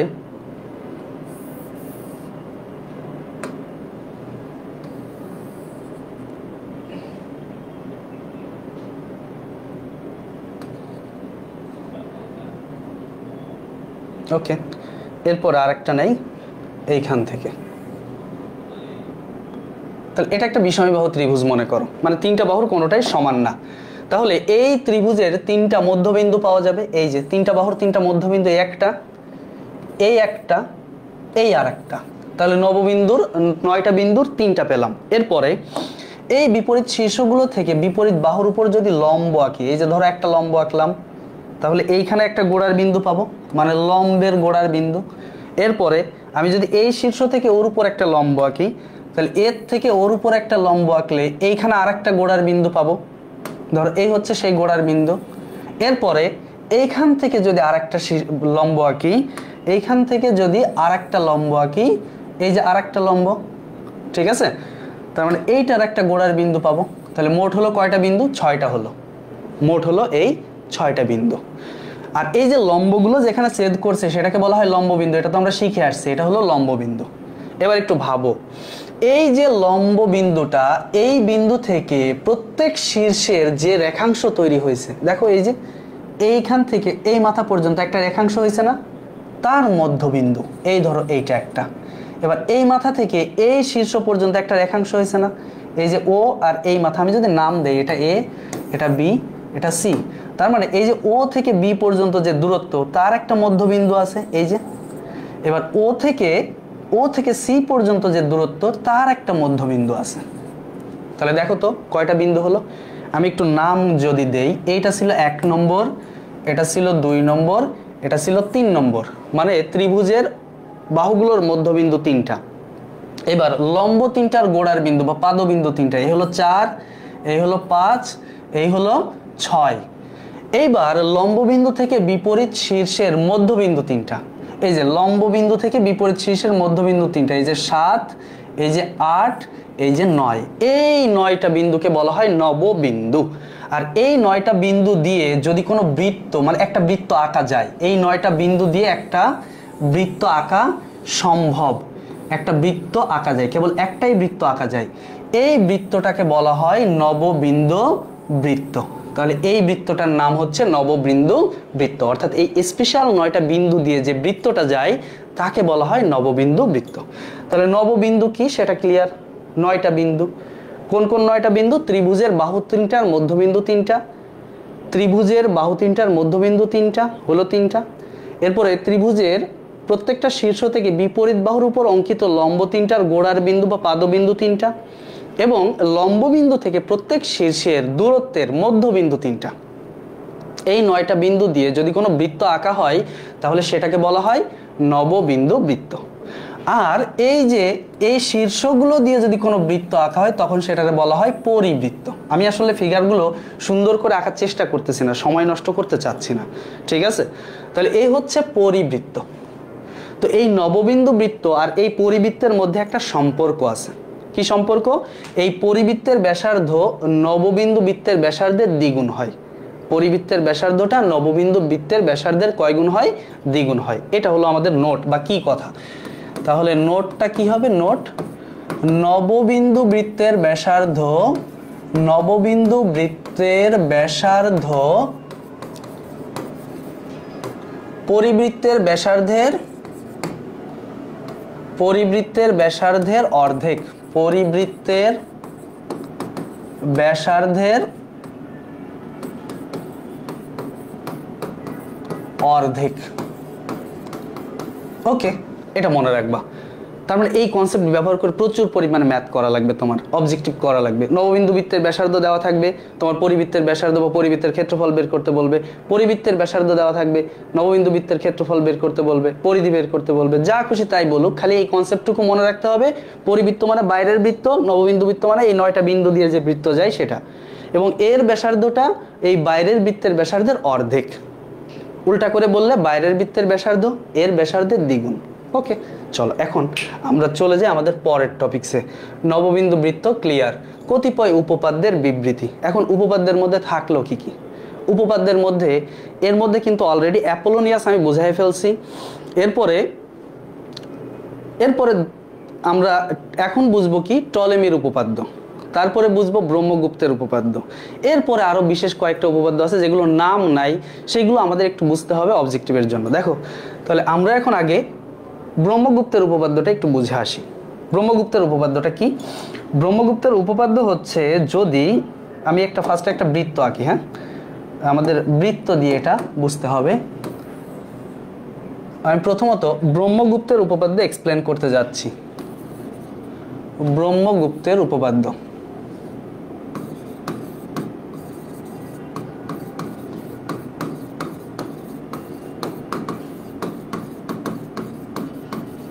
ওকে, তাহলে ব্রহ্মগুপ্তের উপপাদ্যটা দেখো।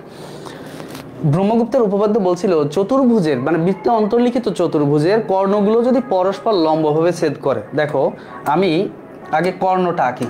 ধরো এই হচ্ছে একটা কর্ণ, এই হচ্ছে আর একটা কর্ণ। কার কর্ণ? বৃত্ত অন্তর্লিখিত চতুর্ভুজের কর্ণ, ঠিক আছে? এই হচ্ছে দুইটা কর্ণ। এবার এই কর্ণ দুইটা পরস্পর লম্বভাবে ছেদ করছে। ধরো আমি এবার চতুর্ভুজটা কমপ্লিট করি। এই হচ্ছে চতুর্ভুজ কমপ্লিট করার প্রথম ধাপ, ঠিক আছে?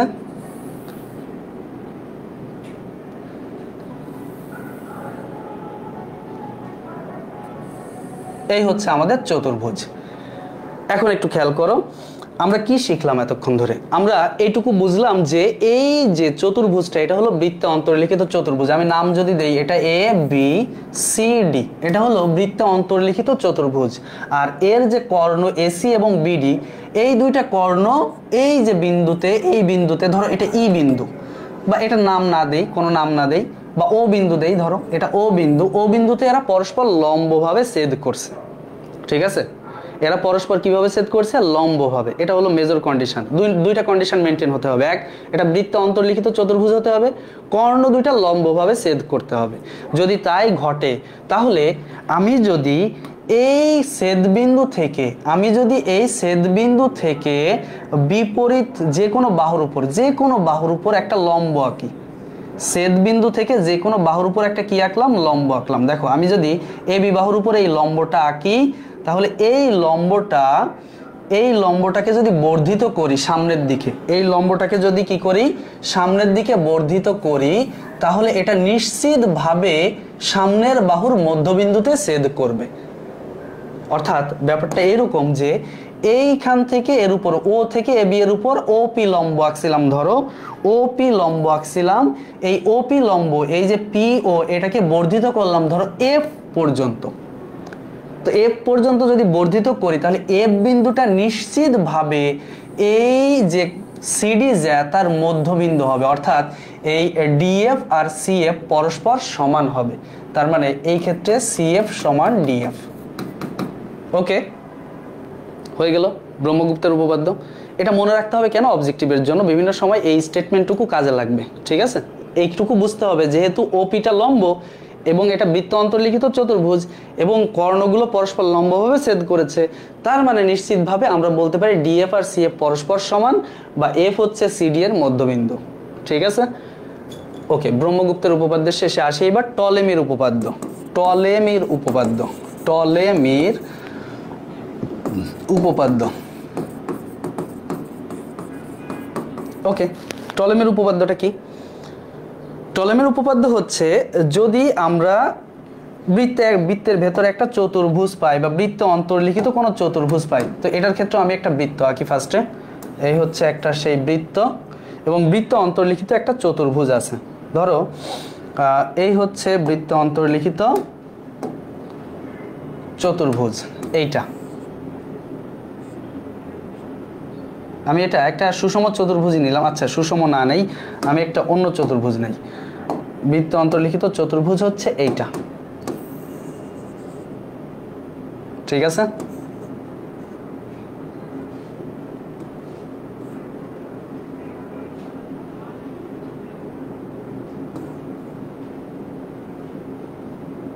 ধর এই হচ্ছে আমাদের বৃত্তে অন্তর্লিখিত চতুর্ভুজ। তো এই যে চতুর্ভুজটা, এটা বৃত্তের চতুর্ভুজের চারটা শীর্ষবিন্দু বৃত্তের পরিধির উপরে পড়ছে। ঠিক আছে, যদি তাই হয় তাহলে বৃত্ত অন্তর্লিখিত চতুর্ভুজের কর্ণ দুইটা দ্বারা গঠিত আয়তক্ষেত্রের ক্ষেত্রফল, মানে হচ্ছে এই যে কর্ণ একটা, এই যে কর্ণ আর একটা, আমি যদি নাম দেই কর্ণগুলোর এ বি সি ডি, তার মানে একটা কর্ণ হলো এসি আর একটা কর্ণ হলো বিডি। তার মানে কর্ণ দুইটা দ্বারা গঠিত আয়তক্ষেত্রের ক্ষেত্রফল মানে হলো এসি ইন্টু বিডি, অর্থাৎ কর্ণ দুইটার গুণফল। সহজ কথায় কর্ণ দুইটার গুণফল মানেই হলো কর্ণ দুইটা দ্বারা গঠিত আয়তক্ষেত্রের ক্ষেত্রফল। ঠিক আছে, এইটা বিপরীত দুইটা বাহু দ্বারা গঠিত আয়তক্ষেত্রের ক্ষেত্রফলের সমষ্টির সমান। এখন বলো বিপরীত বাহু কয় জোড়া হবে? এই যে এক জোড়া আর ওই যে আরেক জোড়া, মানে এইটা আর এটা মিলে এক জোড়া আর এটা আর এটা মিলে আরেক জোড়া। তার মানে A B into C D, A B into C D plus A D into B C বা B C into A D, B C into A D. এই হলো আমাদের টলেমির উপপাদ্য। অর্থাৎ বৃত্তে অন্তর্লিখিত কোনো চতুর্ভুজ হতে হবে, তার কর্ণ দুইটা দ্বারা গঠিত আয়তক্ষেত্রের ক্ষেত্রফল মানে কর্ণ দুইটার গুণফল। এবার প্রত্যেক জোড়া বিপরীত বাহু দ্বারা গঠিত আয়তক্ষেত্রের ক্ষেত্রফল মানে হলো বিপরীত বাহু দুইটার গুণফল, এবং বিপরীত বাহু কয় জোড়া হবে? দুই জোড়া হবে। এই দুই জোড়ার গুণফলের যোগফলের সমান, অর্থাৎ মাঝখানে যোগ চিহ্ন দিব, A B into C D, B C into A D. বাস, এটা মনে রাখতে হবে। কেন মনে রাখতে হবে? আমাদের ওই যে অবজেক্টিভে যখন এটা সামনে আসবে এটা বুঝতে হবে যে এই কনসেপ্টটা এখানে কাজে লাগাতে হবে। ওকে, চলো এরপরে আসি। এরপরে আরেকটা বিশেষ উপপাদ্য, এটার কোনো নাম নাই, এটার নাম নাই, এটা তোমরা একটু শিখে রাখো, এটা অবজেক্টিভের জন্য কাজে লাগবে। এই ক্ষেত্রে একটা বৃত্ত লাগবে। ধরো এই হচ্ছে একটা বৃত্ত, ঠিক আছে। এবার বৃত্তের নিশ্চিতভাবে একটা কেন্দ্র আছে, ধরো এই হচ্ছে বৃত্তের কেন্দ্র। এবার ধরো আমি একটা বৃত্তের ভেতরে একটা ত্রিভুজ আঁকলাম, বৃত্তের ভেতরে একটা ত্রিভুজ অঙ্কন করলাম। এই হচ্ছে বৃত্তের ভেতরে অঙ্কিত ত্রিভুজ। ওকে, এই হচ্ছে বৃত্তের ভেতরে অঙ্কিত ত্রিভুজ। তাহলে এই যে ত্রিভুজ, এই ত্রিভুজের নাম দিলাম আমি এ, এই ত্রিভুজের নাম কি দিলাম? এ বি সি দিলাম, এ বি সি। এইবার এই যে এ বিন্দু, এ বিন্দু থেকে বিপরীত বাহুর উপর অঙ্কিত একটা লম্ব, এটার নাম দিলাম ডি, এটার নাম কি দিলাম? ডি। ধরো এই হচ্ছে বিপরীত বাহুর উপর অঙ্কিত লম্ব এডি। আর এইখান থেকে এই কেন্দ্র দিয়ে যে রেখাংশটা চলে যাচ্ছে এটাকে বলা হয় পরিবৃত্তের ব্যাস, কারণ এই যে ত্রিভুজের যে বৃত্তটা অঙ্কন করছে এটাকে বলা হয় পরিবৃত্ত। আর যেহেতু ওই মাথা থেকে এই মাথা পর্যন্ত যোগ করছি, এটা হলো পরিবৃত্তের ব্যাস। তাহলে ব্যাসার্ধ যদি আর হয়, এই পাশেও আর এই পাশেও আর, কেন্দ্র হলো ও, তার মানে আর এবং আর মিলে কি হবে, ব্যাস হবে 2r। তাহলে যদি এই ঘটনা ঘটে তাহলে একটা জিনিস কনফার্মলি হবে, এটা খুব ভালো করে বুঝতে হবে, ভালো করে বুঝো কিন্তু। এই যে লম্বটা না, এই যে লম্ব, এই লম্বের দুই পাশের যে দুই বাহু তার গুণফল, অর্থাৎ এবি ইন্টু এসি সমান হবে এই পরিবৃত্তের ব্যাস অর্থাৎ 2r ইন্টু এই লম্ব এডি। কথা কি বুঝছো? ভালো করে খেয়াল করো, ভালো করে বোঝার চেষ্টা করো। তাহলে কনসেপ্টটা কি? এটা হলো পরিবৃত্তের ব্যাস, আর এবং আর মিলে 2r। এটার প্রমাণ আসে মাঝে মাঝে, কিন্তু দরকার নাই এখন আপাতত। তাহলে আর এবং আর মিলে 2r, এটা হলো পরিবৃত্তের ব্যাস। এই এবিসি হলো বৃত্ত অন্তর্লিখিত ত্রিভুজ, তার মানে এই বৃত্তটা হলো এই ত্রিভুজের পরিবৃত্ত, ঠিক আছে? আর এই এ থেকে বিপরীত বাহুর উপর এডিটা হলো লম্ব। যদি যদি হয় তাহলে সব সময় এই শর্তটা স্যাটিসফাইড হবে। সেটা কি? যে এই লম্বের দুই পাশের দুই বাহুর গুণফল, এই লম্বের দুই পাশের দুই বাহুর গুণফল সমান হবে এই পরিবৃত্তের ব্যাস ইন্টু ওই লম্বটার গুণফল, ঠিক আছে? মানে পরিবৃত্তের ব্যাস ইন্টু ওই লম্ব। ওকে, এখন এইখান থেকে আমাদের বহু অবজেক্টিভ আসে। এটা কি কথা, এবং এই জিনিসটা আমাদের মাথায় একদম সেভ করে রাখতে হবে এখন, যে এবি ইন্টু এসি সমান 2r ইন্টু এডি। আচ্ছা, এবার একটু আরেকটা অ্যাডিশনাল কনসেপ্ট বুঝি একটু। আচ্ছা, যদি এই ত্রিভুজটা সমবাহু ত্রিভুজ হতো, সমবাহু ত্রিভুজ যদি হতো, ক্লিয়ার? সমবাহু ত্রিভুজের ক্ষেত্রে এই লম্বটা হয় মধ্যমা। সমবাহু ত্রিভুজের ক্ষেত্রে এই লম্বটা কি হয়? মধ্যমা হয়। ওকে, আচ্ছা, আর সমবাহু ত্রিভুজের ক্ষেত্রে এ বি আর এসি পরস্পর কি হবে? সমান হবে। যেহেতু সমবাহু ত্রিভুজ, তার মানে এ বি এবং এসি পরস্পর সমান। তার মানে এই এ বি আর এসি দুইটা আলাদা না লিখে আমি একবারে এ বি স্কোয়ার দিয়ে দিতে পারি। কেন দিতে পারি? কারণ এ বি আর এসি তো সমান। তার মানে একবারে এ বি আর এসি না, সব বাহুই তো সমান। তার মানে এটা হলো বাহুর স্কোয়ার সমান কি হবে? 2r ইন্টু এডি। এডি মানে আসলে এই ক্ষেত্রে মধ্যমা। এডি মানে এই ক্ষেত্রে কি? মধ্যমা। আচ্ছা, আগের বার ছিল লম্ব, এখন এই ক্ষেত্রে এটা কি? মধ্যমা। আর এই কনসেপ্টটা আমরা কিসের জন্য পেলাম? এটা পেলাম আমরা সমবাহু ত্রিভুজের ক্ষেত্রে। তাহলে এই কনসেপ্টটা কার জন্য? সমবাহু ত্রিভুজের জন্য। সমবাহু ত্রিভুজ। ওকে, ঠিক আছে না? সহজ কিন্তু। আমরা just A B R AC দুটো আলাদা ছিল, এখন এক করে দিলাম, যেহেতু বাহু তিনটা সব সমান। তাহলে এ বি স্কোয়ার সমান 2r ইন্টু এডি, ঠিক আছে? এখন আবার একটা মজার ব্যাপার খেয়াল করে, এখান থেকে কিন্তু আরও কিছু বের করা যায়। কীরকম? সমবাহু ত্রিভুজের ক্ষেত্রে এইটা এ আর ওইটা মধ্যমা ডি, তার মানে এটার একটু শর্ট ফর্ম এইভাবে লেখা যায়, বাহুর দৈর্ঘ্যের স্কোয়ার সমান পরিবৃত্তের ব্যাস 2r ইন্টু মধ্যমা ডি। একটু মনে করে দেখো তো, একটু মনে করো তো, কিছুক্ষণ আগে একটু আগেই আমরা সমবাহু ত্রিভুজের মধ্যমা এবং বাহুর মধ্যে একটা সম্পর্ক স্থাপন করেছিলাম, মনে আছে? ওই যে কিছুক্ষণ আগে শিখে আসছিলাম এ সমান 2/√3 ইন্টু ডি, মনে আছে? এই যে কিছুক্ষণ আগে আমরা শিখছি, এটা বেশি দূর যায় নাই। এই যে এ সমান কি শিখছিলাম? এই যে এ সমান শিখছিলাম 2/√3 ইন্টু ডি, অথবা ডি সমান 2/√3/2 ইন্টু এ। তো আমরা চাইলে এই জায়গাটাতে ওই কনসেপ্টটা ব্যবহার করে বাহুর দৈর্ঘ্য থেকে মধ্যমার দৈর্ঘ্য বা মধ্যমার দৈর্ঘ্য থেকে বাহুর দৈর্ঘ্য বের করতে পারি। আমরা এ সমান কি শিখেছিলাম? 2/√3 ইন্টু ডি, অথবা ডি সমান শিখেছিলাম √3/2 ইন্টু এ। আমার যেটা বের করতে হবে আমি সেটা এখানে চেঞ্জ করে দিব, বসায় দিব। আমার যদি মধ্যমা বের করতে হয় তাহলে এ কে চেঞ্জ করে লিখে দিব 2/√3 ইন্টু ডি। আমার যদি এ বের করতে হয়, মানে বাহু বের করতে হয়, তাহলে এই বাহু এ এটা এরকমই থাকবে, এই ডি কে চেঞ্জ করে লিখে দিব √3/2 ইন্টু এ। ইচ্ছা, তাই না? ওকে, তাহলে এখন আমাদের এই কনসেপ্টটা ক্লিয়ার। তাহলে এই উপপাদ্যটার বিবৃতিও আমরা মাথায় রাখলাম এবং এটাও আমাদের অবজেক্টিভে কাজে দিবে। এখন আসি নেক্সট টপিকস বলতে এর পরের যে উপপাদ্যটা সেটা খুব নর্মাল একটা উপপাদ্য এবং শর্টকাটে একটু মনে রাখবে। এইভাবে একটা ত্রিভুজ ধরো, এই হচ্ছে একটা ত্রিভুজ এবং এই শীর্ষ থেকে এর উপরে একটা লম্ব অঙ্কিত, একটা লম্ব এইটা, ঠিক আছে, এবং এই শীর্ষ থেকে এর উপরে অঙ্কিত লম্ব এইটা, দুইটা লম্ব আছে। ধরো আমি যদি নাম দেই, এটা এবিসি ত্রিভুজ, আর এই যে এই লম্বটার নাম দিলাম এডি, আর এটার নাম দিলাম বিই, বা এপি আর বি কিউ নাম দিলাম ধরো। এখন এইখানে একটু খেয়াল করো, এই দুইটা লম্ব এই মাথায় যে কোণটাকে রাখছে এটা হলো সূক্ষ্মকোণ থিটা, এটা হলো সূক্ষ্মকোণ, ঠিক আছে। যদি তাই হয়, এই ত্রিভুজের এই শীর্ষ থেকে বিসি বাহুর উপর লম্ব যদি এপি হয়, আর এটা যদি সূক্ষ্মকোণ হয়, আর এই বি থেকে এসি এর উপর অঙ্কিত লম্ব যদি বিকিউ হয়, তাহলে একটা স্টেটমেন্ট সবসময় মানবে। সেটা কিরকম? এই যে দেখো, এই যে পিসি ইন্টু পুরো বাহু মানে পিসি ইন্টু বিসি সমান, এই ক্ষেত্রে কি হবে? কিউসি, মানে ওই সূক্ষ্মকোণের মাথা থেকে ওই লম্বর গোড়া পর্যন্ত, তাহলে কিউসি ইন্টু কি হবে? এসি। অর্থাৎ এই কনসেপ্ট দিয়ে আমরা চাইলে, ধরো আমার এই কিউসি এর মান বের করতে হবে, তাহলে আমার এই বিসি এর মান আর এসি এর মান দেওয়া থাকবে, আমি চাইলে এটার মান বের করতে পারবো। এই কনসেপ্টটা আমরা ইউজ করব বিভিন্ন সময়, এটা অবজেক্টিভে আসবে।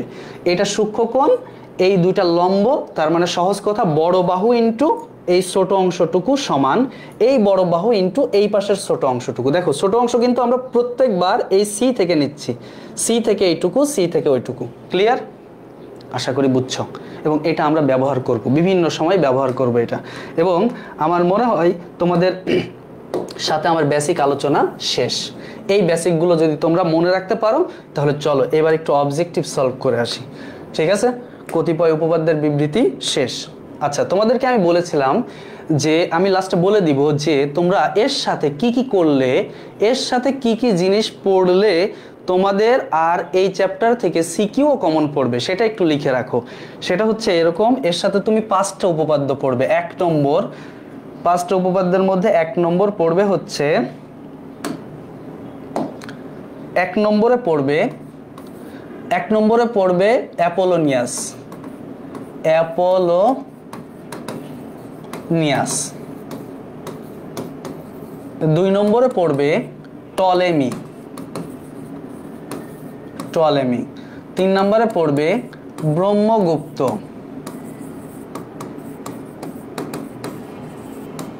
4 নম্বরে পড়বে পরিকেন্দ্র, ভরকেন্দ্র, লম্ববিন্দু, সমরেখ। পরিকেন্দ্র, ভরকেন্দ্র, লম্ববিন্দু, সমরেখ। আর লাস্টে যেটা পড়বে সেটা হলো 5 নম্বর, এবং এটা হলো তোমাদের 3.1 7 নম্বর এক্সট্রা। খুবই ইম্পর্টেন্ট এটা, ঠিক আছে? আর আমি যা শিখালাম আজকে, এইটুকু যদি কমপ্লিট করতে পারো, তুমি যদি এই 5টা উপপাদ্য পড়ো আর আমি যা শিখালাম এটুকু কমপ্লিট করতে পারো, তাহলে তুমি এই চ্যাপ্টার থেকে যে সিকিউ আসুক আর এমসিকিউ আসুক ক্র্যাক করতে পারবে, আশা করি ইনশাআল্লাহ। ওকে, চলো এখন আমরা অবজেক্টিভগুলো সলভ করে ফেলি। দেখো খুব সহজ কিছু অবজেক্টিভ আছে, খুব সহজ অবজেক্টিভ। চুইট, একটি সমবাহু ত্রিভুজের প্রতিটি মধ্যমার দৈর্ঘ্য 6 সেন্টিমিটার হলে ত্রিভুজের প্রতিটি বাহুর দৈর্ঘ্য কত সেন্টিমিটার? কেবল এটা বুঝায় আসছি, বলো, কেবলই শিখে আসছি। সমবাহু ত্রিভুজের ক্ষেত্রে বাহু আর মধ্যমার মধ্যে সম্পর্ক কি? a সমান 2/√3 ইন্টু ডি, অথবা ডি সমান √3/2 ইন্টু এ। এখন বলো এখানে কার মান দেওয়া আছে? মধ্যমার মান, মানে ডি এর মান আছে। চেয়েছে কার মান? বাহুর দৈর্ঘ্য এ এর মান। তার মানে আমার নিচেরটা লাগবে না, উপরেরটা দিয়ে আমি করতে পারবো। তাহলে এ সমান কি হবে? 2/√3 ইন্টু ডি এর মান হচ্ছে 6 cm। এখন হিসাব কিতাব করলে দেখো, এই যে এইটুকু যদি হিসাব করো তাহলে রেজাল্টটা পেয়ে যাবে। এইটুকু একটু ক্যালকুলেট করো, আমি একটু ক্যালকুলেটরটা নেই।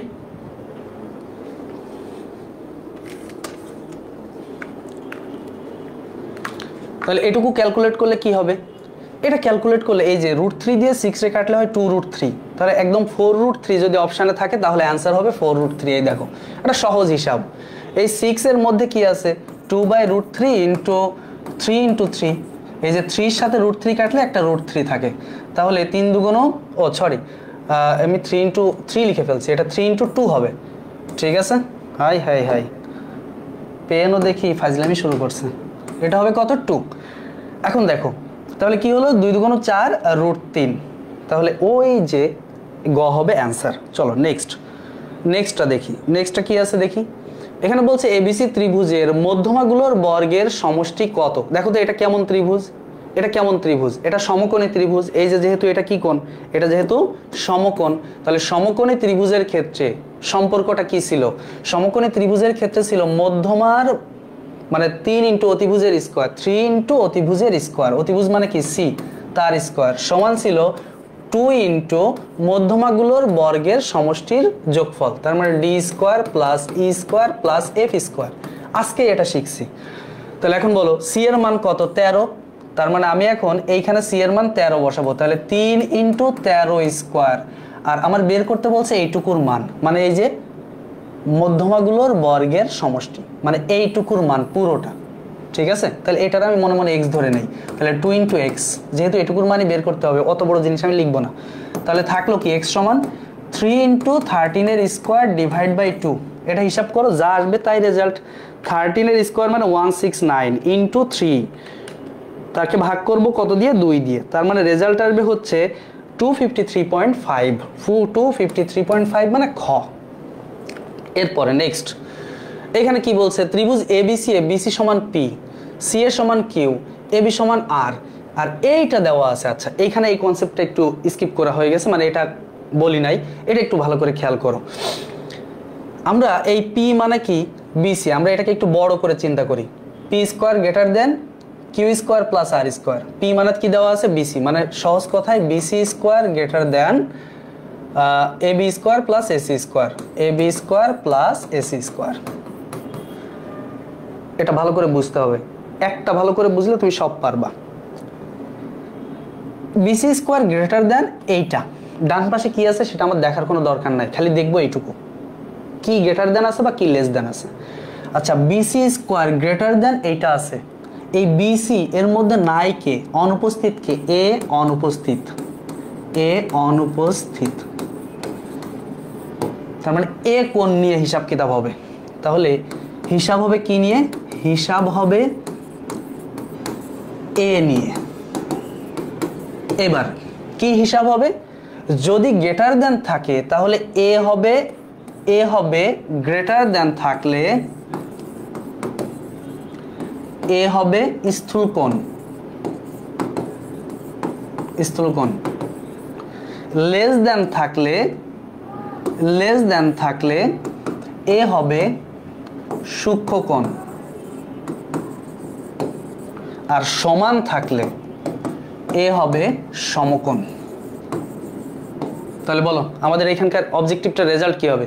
এই যে একটা কনসেপ্ট শিখালাম না, একদম ট্রিক্স, ছোট্ট ট্রিক্স, এটা ভাবতে তোমার সময় লাগবে জাস্ট 2 সেকেন্ড। তুমি দেখবা ফিগারটা, এর মধ্যে নাই কে, এ নাই, তার মানে এ নিয়ে কাহিনী।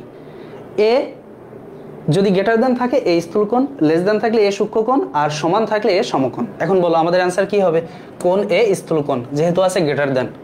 আশা করি ক্লিয়ার। নেক্সট বলছে ত্রিভুজ এবিসি এ বি সূক্ষ্মকোণ হলে নিচের কোণটি সঠিক।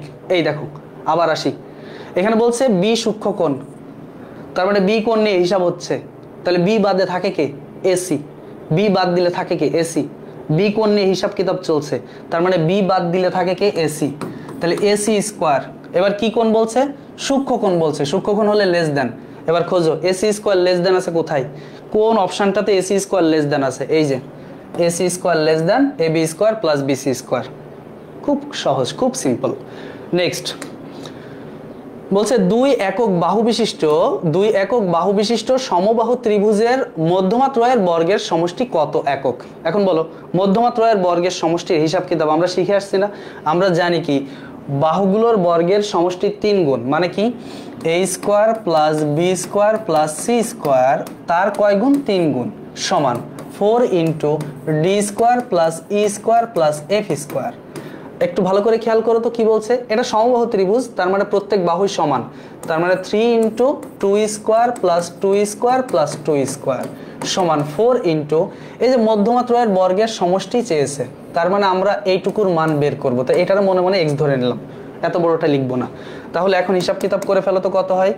x সমান কত হবে 3 ইন্টু 2 এর স্কোয়ার করলে 4 4 4 3 4 যোগ করলে হয় 12, তাহলে 3 ইন্টু 12 নিচেই হবে 4, তাহলে 4 দিয়ে 12 রে কাটলে আবার 3, তাহলে 3 ত্রিকা কত হলো 9, 9 আছে কোথায় খতে, দ্যাটস দ্য অ্যান্সার।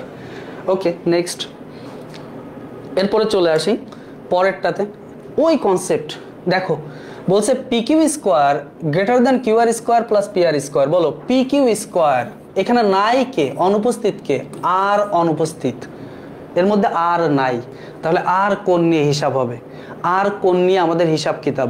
তাহলে আর কোণ কেমন হবে, যেহেতু গ্রেটার দ্যান আছে তাহলে আর হবে স্থূল কোণ, আর হবে স্থূল কোণ।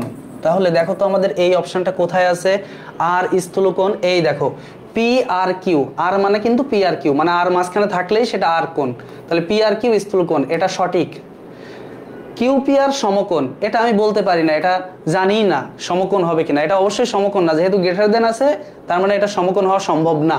এরপর বলছে পি কিউ আর সূক্ষ্মকোণ, মনে রাখবা স্থূলকোণ যেহেতু একটা তার মানে ওটা স্থূলকোণী ত্রিভুজ, তাহলে স্থূলকোণী ত্রিভুজের স্থূলকোণ বাদে বাকি যে দুই কোণ থাকে সেটা সবসময় সূক্ষ্মকোণ হয়, তার মানে এইটুকু আমরা বলতে পারি যে এই কোণটা সূক্ষ্মকোণ, তাই না? একটা স্থূলকোণ হলে বাকি দুইটা এমনিতেই সূক্ষ্মকোণ হবে, তার মানে আমাদের 1 এবং 3 এটা হবে আমাদের কারেক্ট অ্যান্সার, মানে খ 1 এবং 3 হচ্ছে আমাদের সঠিক উত্তর। এবার বলছে কি সমদ্বিবাহু ত্রিভুজের সমান সমান বাহুর দৈর্ঘ্য 6 সেন্টিমিটার, এদের অন্তর্ভুক্ত কোণটি 90 ডিগ্রি হলে এগুলো টেস্ট করতে হবে। তো আমি একটা ত্রিভুজ আঁকি, এই ত্রিভুজ আঁকলে তোমাদের জন্য এটা বুঝতে সুবিধা হবে। এই হচ্ছে সমকোণী এবং সমদ্বিবাহু ত্রিভুজ, মানে হলো আমি যদি নাম দেই এ বি সি, তার মানে এ বি বাহু এবং বিসি বাহু পরস্পর সমান, আর এই বি কোণটা হলো 90 ডিগ্রি, বি কোণের মান 90 ডিগ্রি, মানে বি কোণটা হলো সমকোণ, ক্লিয়ার? এই কোণটা হলো সমকোণ। এবং এই যে এ বি এবং বিসি প্রত্যেকের মানই 6 সেন্টিমিটার, প্রত্যেকটাই 6 সেন্টিমিটার। এখন বলো তো দেখি দুইটাই যদি 6 সেন্টিমিটার হয়, পিথাগোরাস অনুযায়ী অতিভুজের মান কত হবে, √6 স্কোয়ার প্লাস 6 স্কোয়ার, মানে √36 প্লাস 36, মানে হলো একেবারে এইখান থেকে লিখতে পারি √72, আর তার রুট করলে আবার হয় 6√2। ওকে, তার মানে এর অতিভুজ 6√2 সেন্টিমিটার, এটা সত্য। এবার সূক্ষ্মকোণ দ্বয়ের প্রত্যেকের মান 45 ডিগ্রি, এটাও সত্য। কেন? কারণ যেহেতু এই বাহু আর এই বাহু সমান, তার মানে এই কোণ আর এই কোণও সমান, আর যেহেতু এ 90 ডিগ্রি তাহলে বাকি দুই কোণ মিলে হবে 90 ডিগ্রি, দুইটার যোগফল 90 ডিগ্রি, আবার প্রত্যেকের সমান, তাহলে এও পাবে 45 ডিগ্রি, ও পাবে 45 ডিগ্রি, দুইটাই 45 ডিগ্রি করে, তার মানে এটাও সমান, সঠিক। আচ্ছা এবার আসি সমকোণিক শীর্ষবিন্দু থেকে, সমকোণিক শীর্ষবিন্দু মানে এই যে সমকোণের যে শীর্ষ, এটাকে বলা হয় সমকোণিক শীর্ষবিন্দু। এই শীর্ষবিন্দু থেকে কি বলছে, অতিভুজের উপর অঙ্কিত লম্বের দৈর্ঘ্য, এই যে এই সমকোণিক শীর্ষবিন্দু থেকে অতিভুজের উপর যদি আমি একটা লম্ব আঁকি, যদি আমি একটা লম্ব আঁকি, সেই লম্বের দৈর্ঘ্যটা কত হবে? তোমাদের একটা প্রমাণ আছে, প্রমাণটা হচ্ছে এরকম, যদি এটা সমবাহু মানে সমদ্বিবাহু সমকোণী ত্রিভুজ হয় বা সমকোণী সমদ্বিবাহু ত্রিভুজ হয়, তাহলে এই যে এই সমকোণিক শীর্ষ হতে অতিভুজের উপর যে লম্বটা আঁকবো সেটার নাম যদি ডি দেই, তাহলে এই বিডি এর মান যা হবে এডি এর মান তাই হবে, সিডি এর মানও তাই হবে। মানে এই ক্ষেত্রে এডি সমান সিডি সমান বিডি হয়। কন্ডিশন কি? কন্ডিশনটা হলো এটা সমদ্বিবাহু সমকোণী ত্রিভুজ, এইটা যদি হয় তাহলে সেই ক্ষেত্রে এই শীর্ষ থেকে সামনের বাহুর উপর লম্ব আঁকলে সেটা অবশ্যই এরকম সমান 3টা ভাগে ভাগ করবে, অর্থাৎ এই পাশের দুইটা তো সমান হবেই আর এইটুকুও তার সমান হবে। এখন ভাবো আমি কিছুক্ষণ আগে এসি এর মান পেয়েছিলাম 6√2, তাহলে এডি এর মান কত হবে? এডি এর মান হবে 6√2 এর অর্ধেক, মানে 3√2। তাহলে এডি যদি 3√2 হয়, এই বিডি কত হবে? 3√2, মানে সমকোণিক শীর্ষ থেকে বিপরীত বাহুর উপর অঙ্কিত লম্বের দৈর্ঘ্য 3√2, দ্যাটস অলসো কারেক্ট। তার মানে এইটার অ্যান্সার হবে ঘ, সবগুলো কারেক্ট। বলো বুঝতেছি কিনা? ক্লিয়ার আশা করি। চলো নেক্সট আরেকটা দেখি। এবার কি বলছে? বলছে AD square plus B square plus CF square সমান 72 বর্গ সেন্টিমিটার হলে এটার মান কত? খুব সহজ কথা, এই যে এটা হলো মধ্যমা তিনটার বর্গের সমষ্টি, আর এটা হলো বাহু তিনটার বর্গের সমষ্টি। তাহলে 3 ইন্টু বাহু তিনটার বর্গের সমষ্টি, এটা ধরলাম x, সমান 4 ইন্টু মধ্যমা তিনটার বর্গের সমষ্টি, এটাকে ধরলাম d। যাই হোক, যা খুশি ধরো। আর এটার মান দেওয়া আছে, মধ্যমা তিনটার বর্গের সমষ্টি দেওয়া আছে একবারে 72 লিখে দিলাম। আর এটার মান আমরা বের করব। ওই যে আমাদের স্টেটমেন্ট 3 ইন্টু বাহু তিনটার বর্গের সমষ্টি 4 ইন্টু মধ্যমা তিনটার বর্গের সমষ্টির সমান। তাহলে সেই ক্ষেত্রে আমরা x এর মান বের করে ফেলি। x সমান কি হবে? 4 ইন্টু 72 ডিভাইড বাই 3। কত সহজে করা যায় দেখো। তাহলে 4 ইন্টু 72, 4 ইন্টু 72 কত আসে? 288। ভাগ কত হবে? ভাগ হবে 3। That means 96। 96 কই? 96 এই যে 96, দ্যাটস দ্য রেজাল্ট। ওকে, চলো এরপরে আসি। বলছে কোন ত্রিভুজের লম্ববিন্দু ত্রিভুজের বাইরে অবস্থিত। কোন ত্রিভুজের লম্ববিন্দু ত্রিভুজের বাইরে অবস্থিত? একটু ফিল করো, কোন ত্রিভুজের লম্ববিন্দু ত্রিভুজের বাইরে হবে? একটু ভাবো তো দেখি। সূক্ষ্মকোণী ত্রিভুজ হলে লম্ববিন্দুগুলো অবশ্যই কোথায় হয়? লম্ববিন্দুগুলো অবশ্যই বাহুর উপরে হয়, বাহু তিনটার উপরে হয়। তাহলে এই ক্ষেত্রে হচ্ছে স্থূলকোণী ত্রিভুজের ক্ষেত্রে লম্ববিন্দু অবশ্যই কি হয়? স্থূলকোণী ত্রিভুজের ক্ষেত্রে লম্ববিন্দু অবশ্যই ত্রিভুজের বাইরে হয়। কোথায় সেটা? স্থূলকোণী ত্রিভুজ ক। ওকে, ডান। এরপরে নেক্সট, চিত্রে এ বি এর উপর বিসি এর লম্ব বিক্ষেপ কত? এই দেখো, খুব সহজ চিন্তা। এ বি এর উপর বিসি এর লম্ব বিক্ষেপ, বলো বিসিটা কি নিজেই লম্ব না? তাহলে নিজেই লম্ব হলে বিসি এর লম্ব বিক্ষেপ হবে বি বিন্দু অথবা শূন্য। দেখো তো কি আছে, এই যে 0 একক, এটা হবে আমাদের অ্যান্সার। এ বি এর উপর বিসি এর লম্ব বিক্ষেপ, বিসি এর লম্ব বিক্ষেপ, লম্বের লম্ব বিক্ষেপ হয় 0। যদি আমাদের বলতো এসি এর লম্ব বিক্ষেপ কত, তাহলে এসি এর লম্ব বিক্ষেপ হতো বিসি মানে 4। ওকে, ডান। চলো নেক্সট, বলছে ত্রিভুজ পি কিউ আর এ পি কিউ সমান কিউ আর সমান 4 সেন্টিমিটার, মানে এটাও 4 এটাও 4। আমি যদি একটু ফিগারটাকে এক্সটেন্ড করি আর এখান থেকে একটা লম্ব আঁকি, তাহলে ঘটনা কি হয় দেখো তো। আমি এটাকে এক্সটেন্ড করলাম আর এখান থেকে এর উপর একটা লম্ব আঁকলাম। ওকে, আর এটার মান হচ্ছে 4, এটার মান হচ্ছে 4। এবার এই পাশেরটা 120 ডিগ্রি হলে এই পাশেরটা হবে 60 ডিগ্রি, এটুকু তো 100% শিওর, এটা হবে 60 ডিগ্রি। এখন বলছে আর কিউ এর উপর পি কিউ এর লম্ব বিক্ষেপের দৈর্ঘ্য কত? আর কিউ এর উপর, আর কিউ মানে এইটার উপর এই যে পি কিউ এর লম্ব বিক্ষেপ সেটা হবে এইটুকু, এই যে এইটুকু, এটাকে আমি ধরলাম মনে মনে এক্স। ওকে, এই যে পি কিউ এর লম্ব বিক্ষেপ হচ্ছে এক্স, এক্স মানে হচ্ছে এই যে এই ছোট্ট অঞ্চলটুকু, এই অঞ্চলটুকু। আচ্ছা, এটার মান আমরা কেমনে বের করব? এটা সমকোণী ত্রিভুজ, ত্রিকোণমিতি দিয়ে করলে তো আরো সহজে হয়ে যায়। কেমনে হয়ে যায়?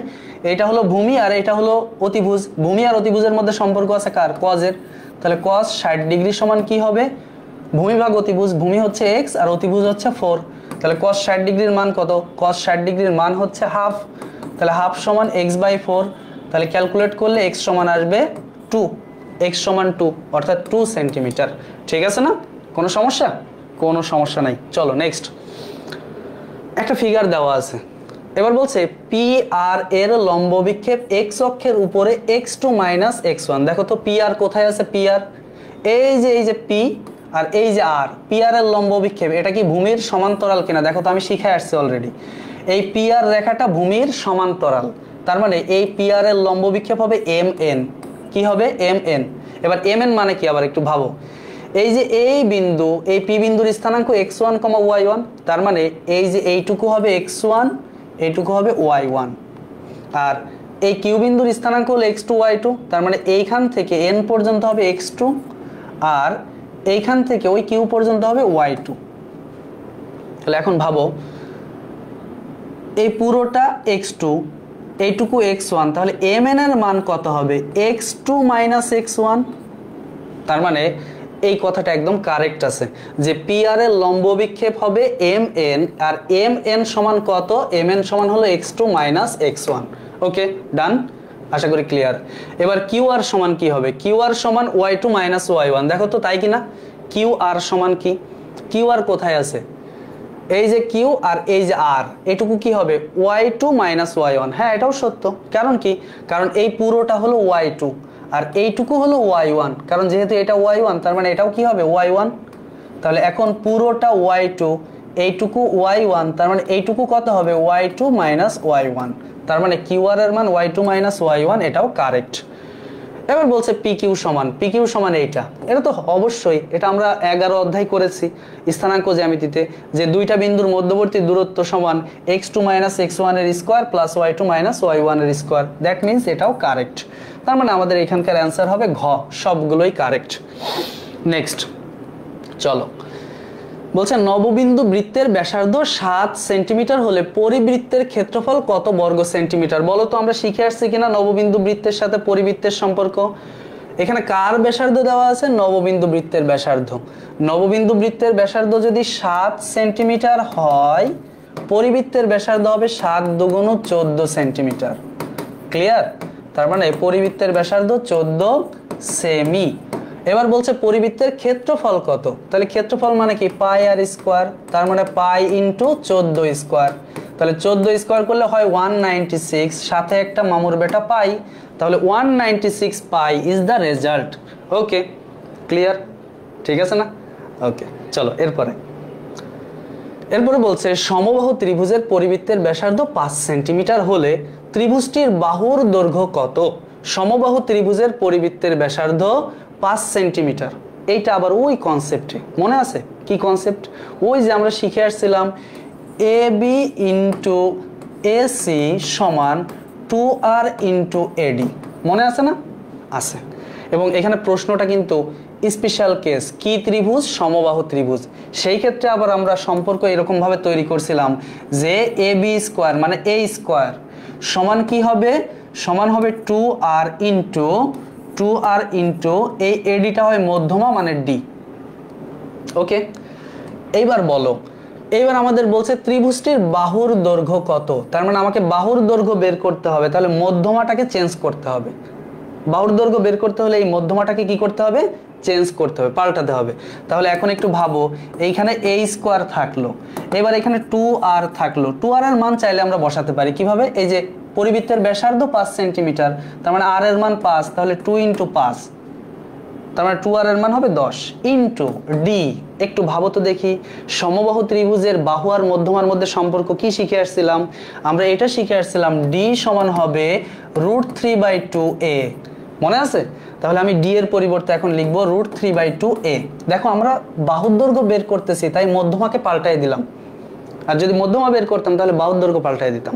তাহলে এখন আমরা যদি দুই পাশ থেকে, এই পাশে a স্কয়ার আছে, ওই পাশে a আছে, একটা একটা করে এ বুলডোজার মেরে উড়াই দাও, থাকবে এখানে একটা এ, আর এখানে এই 2 আর 2 কাটা, তাহলে 5√3।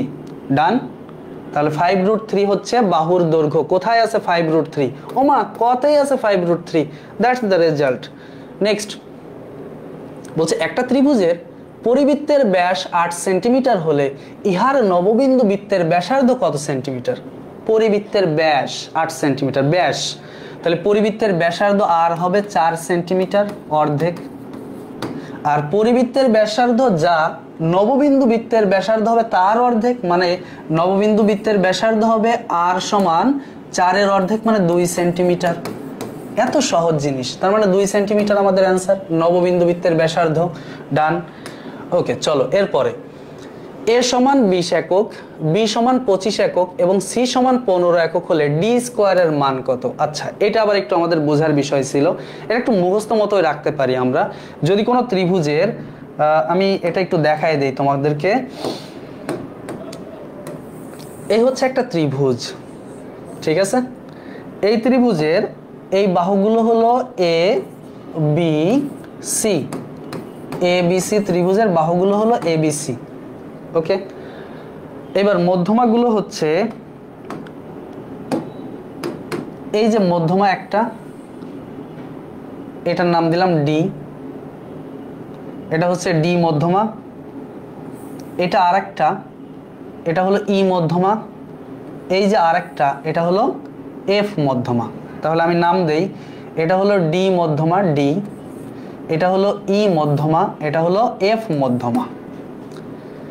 আচ্ছা, এখন যদি তাই হয় তাহলে সেই ক্ষেত্রে আমরা যে কোনো একটা মধ্যমার মান যদি বের করতে চাই সেটা কিভাবে বের করতে পারি? ধরো ডি স্কোয়ার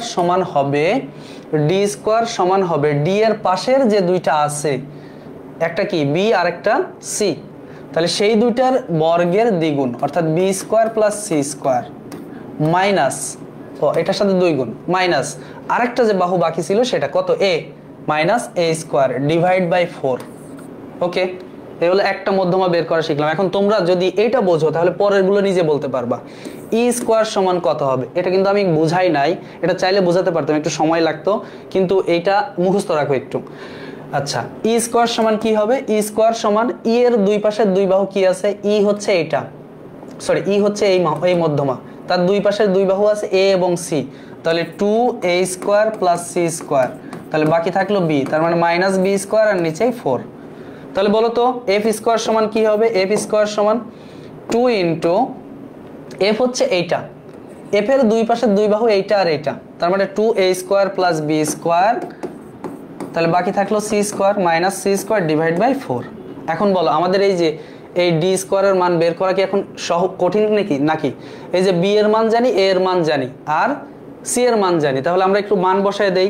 তার মানে আমার B square plus C square অর্থাৎ 25 স্কয়ার, আমি একটু করে ফেলি, 25 স্কয়ার যোগ 15 স্কয়ার সমান দিলাম, তার সাথে গুণ করব 2, এই যে 2 আছে দিলাম 2 গুণ করে, তারপরে কি করব মাইনাস দিব কত? a স্কয়ার, a স্কয়ার মানে 20 এর স্কয়ার, 20 এর স্কয়ার মাইনাস দিয়ে দিলাম, দেওয়ার পরে যে রেজাল্ট থাকলো তারা 4 দিয়ে ভাগ করে দেই, ভাগ 4, ভাগ করলে আসে 325। কোথায় আছে 325? এই যে মামুর বেটা গ হচ্ছে 325।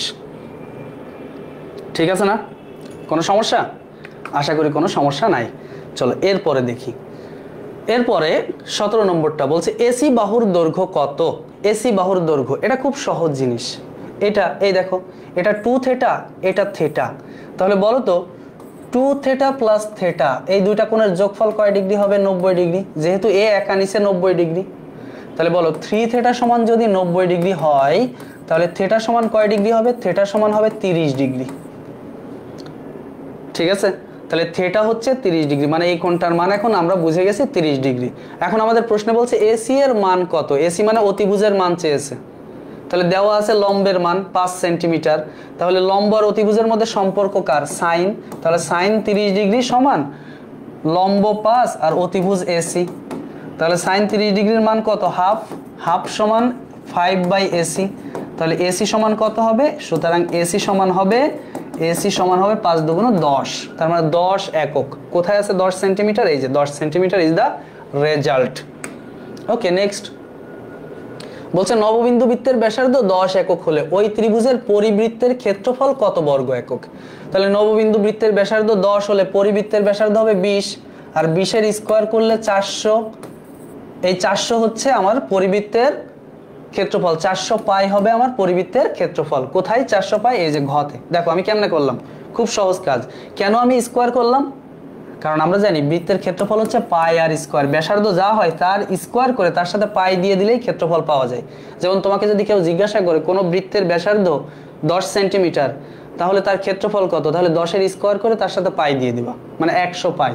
যদি জিজ্ঞাসা করে কোনো বৃত্তের ব্যাসার্ধ 3 সেন্টিমিটার তাহলে ক্ষেত্রফল কত, ক্ষেত্রফল হবে 3 এর স্কয়ার মানে 9 পাই। ওকে, সহজ হিসাব। তাহলে এটার অ্যান্সার ক্লিয়ার। এখন আসি, সমবাহু ত্রিভুজের এক বাহুর দৈর্ঘ্য 1 সেন্টিমিটার হলে এর পরিব্যাসার্ধ কত সেন্টিমিটার? এটা আবার ওই কনসেপ্টে পরিব্যাসার্ধের যে সূত্র ছিল, অর্থাৎ ওই যে a স্কয়ার সমান 2r ইন্টু ডি। যেহেতু সমবাহু ত্রিভুজ বলছে, সমবাহু ত্রিভুজ, এবার বলো a এর মান এখানে কত? সমবাহু ত্রিভুজের প্রত্যেক বাহুর দৈর্ঘ্য 1 সেন্টিমিটার, মানে a এর মান 1, তাহলে 1 এর স্কয়ার সমান 2r ইন্টু আমার বের করতে হবে পরিব্যাসার্ধ মানে r এর মান, তাহলে d কে একটু কনভার্ট করে ফেলি a এর মাধ্যমে, তাহলে d সমান কত? √3/2a। ওকে, a এর মান আবার কত? a এর মান হচ্ছে 1, আমি একবারে লিখলাম, তাহলে এটা 1 সমান 2r ইন্টু √3/2। এখন 2 আর 2 কাটা, তাহলে থাকলো কত? √3r, এটা সমান 1, তার মানে r সমান কত হবে? r সমান হবে 1/√3। এটা একটা মুখস্থ মতো। যদি সমবাহু ত্রিভুজের প্রত্যেক বাহুর দৈর্ঘ্য 1 সেন্টিমিটার হয় তাহলে পরিবৃত্তের ব্যাসার্ধ হয় 1/√3। এটা মুখস্থ মতো রেখে দিবা, ঠিক আছে? এটা চিরন্তন সত্য। চলো নেক্সট, সমবাহু ত্রিভুজের বাহুর দৈর্ঘ্য 1 সেন্টিমিটার হলে এর পরিবৃত্তের ব্যাসার্ধ কত সেন্টিমিটার? কেবলই তো এটা করলাম, একটা রিপিট হয়ে গেছে দুইবার। আচ্ছা যাই হোক, কোন ত্রিভুজের নববিন্দু বৃত্তের ব্যাসার্ধ 6 সেন্টিমিটার হলে ত্রিভুজের পরিবৃত্তের ব্যাস কত সেন্টিমিটার হবে? নববিন্দু বৃত্তের ব্যাসার্ধ যদি 6 সেন্টিমিটার হয় তাহলে পরিবৃত্তের ব্যাসার্ধ হবে 12 সেন্টিমিটার, পরিবৃত্তের ব্যাস হবে 24 সেন্টিমিটার, 12 দুগুণ 24, পরিবৃত্তের ব্যাস হবে 24 সেন্টিমিটার। ওকে, নেক্সট, একটি ত্রিভুজের নববিন্দু বৃত্তের পরিধি 2 পাই। নববিন্দু বৃত্তের পরিধি, তাহলে পরিধি মানে কি 2 পাই আর, সেটা সমান হচ্ছে 2 পাই। তার মানে আর সমান কত হবে? আর সমান হবে 2 পাই বাই 2 পাই, তার মানে আর সমান হবে 1। তার মানে ওই যে নববিন্দু বৃত্তের ব্যাসার্ধ হচ্ছে 1 সেন্টিমিটার, তাহলে নববিন্দু বৃত্তের ব্যাসার্ধ যদি 1 সেন্টিমিটার হয়, পরিবৃত্তের ব্যাসার্ধ হবে 2 সেন্টিমিটার, 1 দুগুণ 2, তাহলে পরিবৃত্তের ক্ষেত্রফল হবে 2 এর স্কয়ার মানে 4 পাই। কোথায় আছে 4 পাই? এই যে খ, 4 পাই। ওকে, চলো এরপরে, একটি সমবাহু ত্রিভুজের বাহুর দৈর্ঘ্য 9 সেন্টিমিটার হলে ওই ত্রিভুজের পরিবৃত্তের ব্যাস কত? এই যে ওই কনসেপ্ট, পরিবৃত্তের ব্যাস আর সমবাহু ত্রিভুজ, তার মানে a স্কয়ার সমান 2r ইন্টু ডি। এবার যদি আমরা হিসাব করি, এখানে বলে দিছে সমবাহু ত্রিভুজের বাহুর দৈর্ঘ্য 9 সেন্টিমিটার, মানে 9 এর স্কয়ার সমান 2r ইন্টু ডি মানে কি? ডি মানে আবার হচ্ছে ওই যে √3/2 এর সাথে a মানে হচ্ছে 9। ওকে, তার মানে আমরা এখন বের করব পরিবৃত্তের ব্যাস মানে 2r এর মান। তাহলে 2r সমান কি হবে? আবার 2r সমান হবে হচ্ছে এই 9 এর স্কয়ার। আচ্ছা, একটা মজার ব্যাপার খেয়াল করো, এই যে 9 এর স্কয়ার আর এই যে 9, পরের লাইনটা একটু শর্ট করে ফেলি। এই 9 এর স্কয়ার আর এখানে আছে 9, একটা একটা করে বাদ দিয়ে দেই, তাহলে এখানে একটা 9 থাকবে আর ওইখানে থাকবে 2r ইন্টু √3/2। এখন আমরা হিসাব করলে এই যে √3/2 এই পাশ থেকে এই পাশে আসলে কি হবে? উল্টে যাবে, তার মানে 2r সমান হবে 9 ইন্টু 2/√3। ঠিক আছে না? এখন 9 কে যদি আমি √3 দিয়ে ভাগ করি তাহলে 3√3 হয়। 9 কে যদি √3 দিয়ে ভাগ করি কত হয়? 3√3 ইন্টু 2, তার মানে একবার আমরা পাচ্ছি 6√3। 9 কে যদি আমরা √3 দিয়ে ভাগ করি, এটা কিছুক্ষণ আগে বুঝাইছি, 9 মানে 3 ইন্টু 3, তাকে ভাগ করো √3 দিয়ে, তাহলে √3 দিয়ে 3 কে কাটলে √3 থাকে, তাহলে 3√3, তার সাথে 2 গুণ করলে 6√3। That's the answer, 6√3। এরপরে দেখি, এরপরে বলছে কোন ত্রিভুজের পরিবৃত্তের ব্যাস 6 সেন্টিমিটার হলে নববিন্দু বৃত্তের ব্যাসার্ধ কত? পরিবৃত্তের ব্যাস 6 সেন্টিমিটার, তাহলে ব্যাসার্ধ হবে 3 সেন্টিমিটার। এই 3 সেন্টিমিটার হচ্ছে পরিবৃত্তের ব্যাসার্ধ, তাহলে নববিন্দু বৃত্তের ব্যাসার্ধ কত হবে? 3 এর অর্ধেক মানে 1.5 সেন্টিমিটার। কোথায় আছে 1.5 সেন্টিমিটার? ঘতে 1.5 সেন্টিমিটার। এরপরে কি আছে? একটি ত্রিভুজের নববিন্দু বৃত্তের ব্যাসার্ধ 2 সেন্টিমিটার হলে ওই ত্রিভুজের পরিবৃত্তের ক্ষেত্রফল কত? নববিন্দু বৃত্তের ব্যাসার্ধ 2 সেন্টিমিটার, পরিবৃত্তের ব্যাসার্ধ হবে 4 সেন্টিমিটার, আর ক্ষেত্রফল হবে 4 এর স্কয়ারের সাথে পাই মানে 16 পাই। ঠিক আছে, 16 পাই, ঘ, দ্যাটস দ্য অ্যান্সার। এরপরে কি আছে? এরপরে বলছে ত্রিভুজের 3টি মধ্যমার ছেদবিন্দুকে কি বলে? এটা আমরা শিখে আসছি, দেখো কতগুলো বোর্ডে আসছে। এটাকে আমরা বলি ভর কেন্দ্র। ত্রিভুজের 3টা মধ্যমার ছেদবিন্দুকে বলা হয় ভর কেন্দ্র। এইবার লাস্ট আইটেম, এটাই লাস্ট অবজেক্টিভ। কিউআর সমান 6 হলে এইখান সরি OR সমান 6 হলে PQR ত্রিভুজের নববিন্দু বৃত্তের ক্ষেত্রফল কত? দেখো এই যে OR সমান 6, OR মানে হলো পরিবৃত্তের ব্যাসার্ধ, তাহলে পরিবৃত্তের ব্যাসার্ধ 6, নববিন্দু বৃত্তের ব্যাসার্ধ হবে তার অর্ধেক মানে 3, তাহলে ক্ষেত্রফল হবে 3 এর স্কয়ার পাই মানে 9 পাই। ওকে, নববিন্দু বৃত্তের ক্ষেত্রফল শেষ। তাহলে সবাইকে আমি ধন্যবাদ জানাতে চাই, অনেক কষ্ট করে ক্লাসটা দেখেছো এতক্ষণ ধরে। পরীক্ষার আগ দিয়ে এই ক্লাসটা রেকর্ড করার একটাই উদ্দেশ্য, তোমরা অনেকেই আমাকে বলেছিলে স্যার চ্যাপ্টার 3 এর অবজেক্টিভটা পারি না এবং চ্যাপ্টার 3টা অনেক কঠিন লাগে। আমি চেষ্টা করেছি আমার সর্বোচ্চটা দিয়ে তোমাদের এই টপিকসটাকে একটু ক্লিয়ার করার। তারপরে এটা বেস্ট হতো যদি আমি তোমাদেরকে এটা একাডেমিক ওয়েতে অন্য সময় বোঝাতে পারতাম, কিন্তু এখন ইনস্ট্যান্টলি তোমাদের সাথে এই হঠাৎ করে ওয়ান শটে এসে এটা বোঝালাম। তোমরা চেষ্টা করো এটাকে একটু ক্র্যাক করে একটা ভালো রেজাল্ট করার বা ভালো পরীক্ষা দেওয়ার। সবাইকে ধন্যবাদ, সবাই ভালো থাকো, সুস্থ থাকো, আমার জন্য দোয়া করো। আসসালামু আলাইকুম।